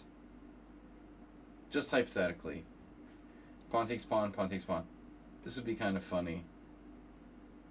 And I have no idea if that's remotely sound. But obviously putting his knight on a square where it's not protected. Where'd you ever get that bishop h6 idea? And at this point you have 94. But black should consider rook e8, right? Black should consider, like, sacking the exchange. My old friend Emil would, like, always sack the exchange. He's an old IM. He's notorious for sacking the exchange unsoundly. You just give him the slightest reason to sack the exchange, he'll sack the exchange. You just, like, look at him the wrong way, he'll sack the exchange. Probably he would play, like, queen b6 here. And then, you know, you take here, black takes with the rook. And then your knight is double attacked with an x-ray against f2. Plus there's some pressure here. You know, it looks complicated. And maybe not enough, but let's say queen e4. Wow, dead equal. What is the chances, like, queen b6 is black's best move? Well, I first suggested rook e8, right?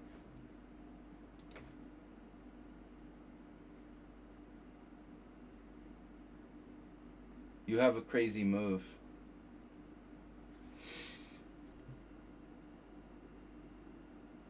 Rook e8 is best. And black has other weird ways to sack the exchange. Holy shit. Knight c5. Knight d6. Hebden style. But I mean, if you think about the position that you have so many white square pawns, you know, this is kind of cool, actually.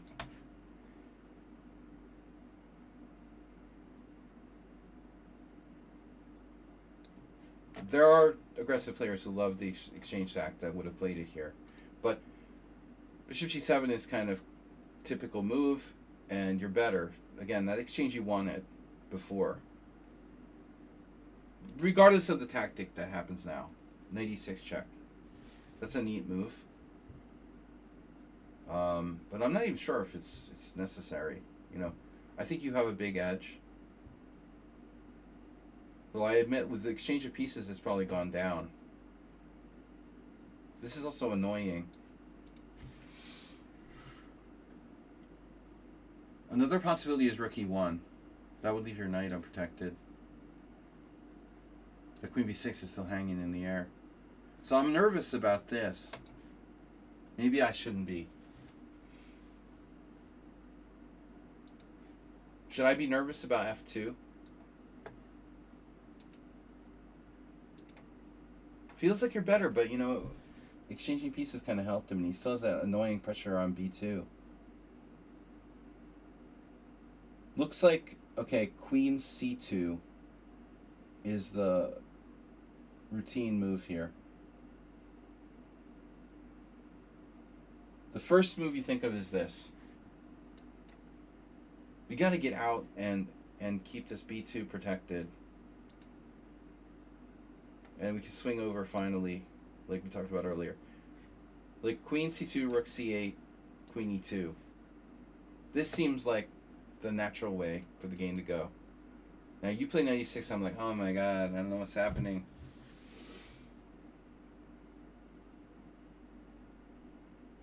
Okay, so you know, black can take with the bishop or the pawn.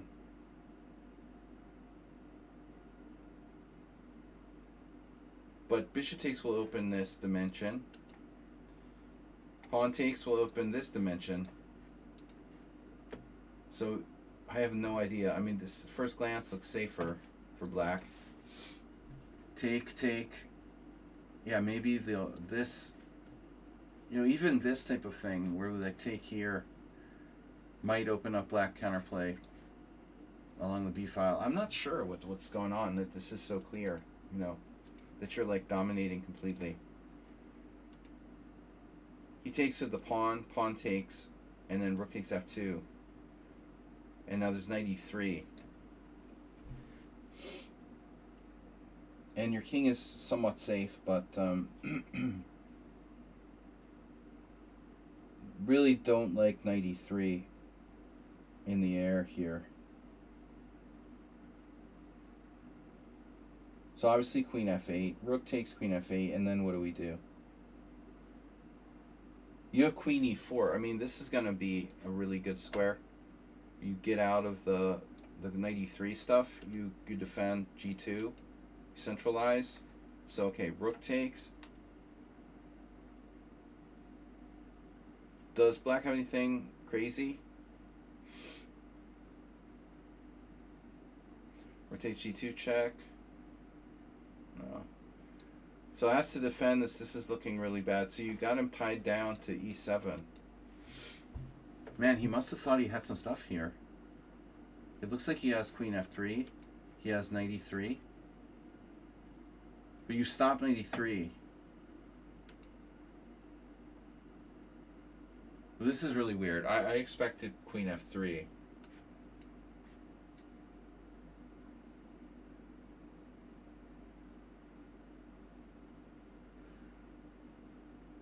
But now he has whatever. Rook takes check, king h8, and you can just defend with queen g1.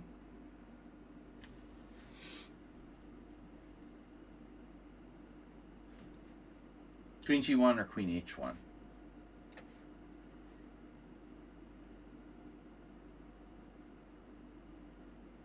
It doesn't look like black has anything, you know. It looks like you're winning.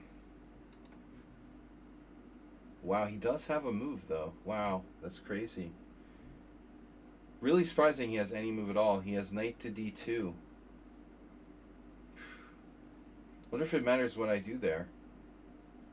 I was thinking queen h1. That's stupid. It turns out knight f4 is actually better. Oh, you have like rook takes h7 or something? So this is, you know, I still think like maybe black going back should try the other way. Bishop takes e6. I'm leaning toward bishop takes e6. It's still better for white, but you know, it feels like his king is a little safer in this line. He wanted the f play. So here, knight d6. I looked at bishop takes b7, but apparently you should just crack his structure. And then you have a tactical position. Interesting game. This was a fun game. So knight e6 is quite good. I missed this. You know, the computer suggests queen e4. So just sack the pawn. I was talking about like what? I was talking about queen c2. But you can just sack the pawn, queen e4, knight takes b2 as an alternative. Yeah, look at the space you have. I mean, this is what I try to achieve myself so often, right? This is a really interesting game because it comes down to why is white better? And it's just the center, you know, your control of the center is just winning by its own, you know, in and of its own way, you know, in and of its own existence. The fact that you own the center wins the game, more or less. In this case, okay, it's slightly affected by other factors like the open file, but the fact that you traded off his kingside bishop on g7, it hits all by itself. Very good, Dragonfly Hunter. And in the words of Alonso Zapata, location, location, location. So, all right, knight e6 check, f takes e6, d6, f takes, rook takes, queen f8, knight d5. And now, I thought he has to go here. Is this knight c5? No. Yeah, he had to play queen f3. No, this is literally his only try. Queen f3. This is critical. Queen g1. And now he has this freaky knight d2 move. I don't think it matters if you played rook takes c7 or not. You know what? Go back a move, though. I was suggesting rook takes c7 right away. On queen f3. And the thing that I didn't get is that king h6 is actually better than king h8. Nobody gave me the memo on that. And that just... I guess, again, this knight d2 is kind of a useful move to have. In the event of something like queen c1, the dude has knight d2 now, blocking you out. So wow, this would have been really, really complex. Like here, queen g1, knight d2, rook takes c7 check, king h6, and then you have king h1.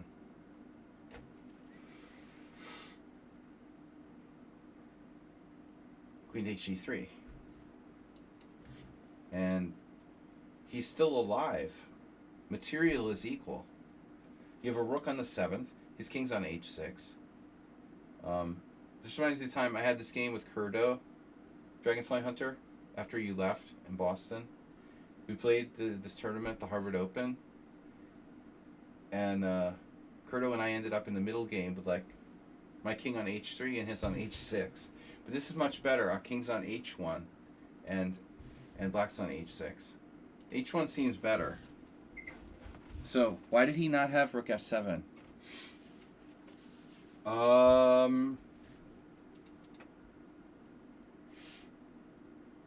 Ask a stupid question. Get a stupid answer. Jesus Christ. That's cute.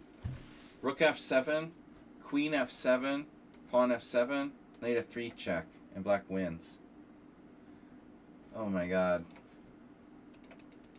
No way. So apparently, like, you have to get out of that first. And now you're threatening rook f7, but then he takes. And you're still just clearly better because you have this huge passed pawn on e6 and the guy's king's on h6. But in the game, black played knight c5, which is too slow. Rook e7 check. He, of course, most people wouldn't play king h6, I think, intuitively. In this case, though, I mean, it's not as safe on h8 because we're getting into, like, there. Maybe d4 square is in discussions now. This is a nice game. Sinuses over the board game. Or no. This is not an over the board game. Okay. Rook takes c7 check, king g8, queen g1, and now knight d3. But the problem with this is, like, black's not threatening anything. But what do you menace? I mean, he's threatening queen f3, I guess. But it's too late, you know. We have rook f7. Oh, no. Yeah. Oh, no. That's terrible. Rook f7. That's cute, though. He's going to have to take twice, right? Take, take. That's, how does he say that? Take, take, take. Take, take, take. And it's equal material again. But you control the center. Look at this beautiful move. Queen d4. How aesthetic. You have queen d4 and you're threatening knight f6 check and rook f1. And who controls the center here?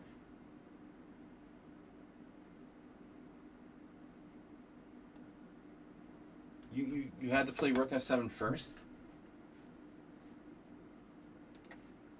Oh, wait, because he's not forcing you to play king g or queen g1 here. So after king g8, you could have played rook f7 immediately. Rook f7 immediately would have forced a similar position. What's the difference? But your queen has no access to d4. What are you doing with your queen now? Rook f7, pawn f7, queen f7.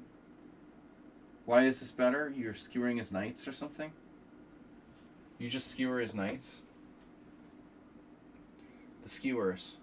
It's not that simple though, right? He has b5, and then would he win an exchange or something? It's so boring. What are you gonna do? This? Just win the exchange or something? 97.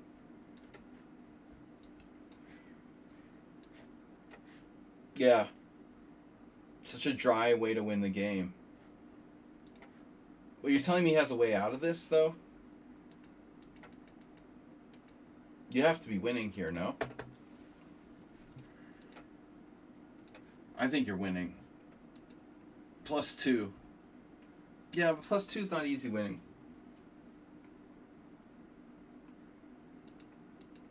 Yep.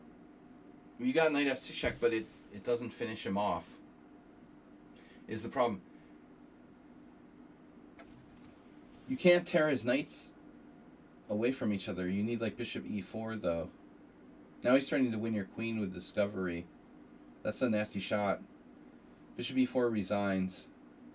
Bishop e4, knight g4 check resigns. Okay, so knight f6 check, king h8, and then what? Oh, and then you played bishop e4. And that's it? He doesn't have a defense? Or he lost on time? It says he resigned. That hurts. The redundant knights in action. I gotta go, guys, but I want to show you one final thing. This is a game I played online, but on an anonymous account. And it's just a really ridiculous position, but I just want to show you. No spoilers. The following position happened where I was white in a blitz game against some unrated wherever, random, and I got this position. My knight is like in h7. I played queen g6. So if black takes on e5, I mean, I don't know what I would have done, but I have all kinds of moves. Yeah, I'm going to checkmate black probably. So he plays f5, which was a move he could have played before. And I didn't know how to win. Asterbate, check this out. Now, no spoilers. We see if Asterbate can figure it out. So I didn't know how to make progress directly. I played c4.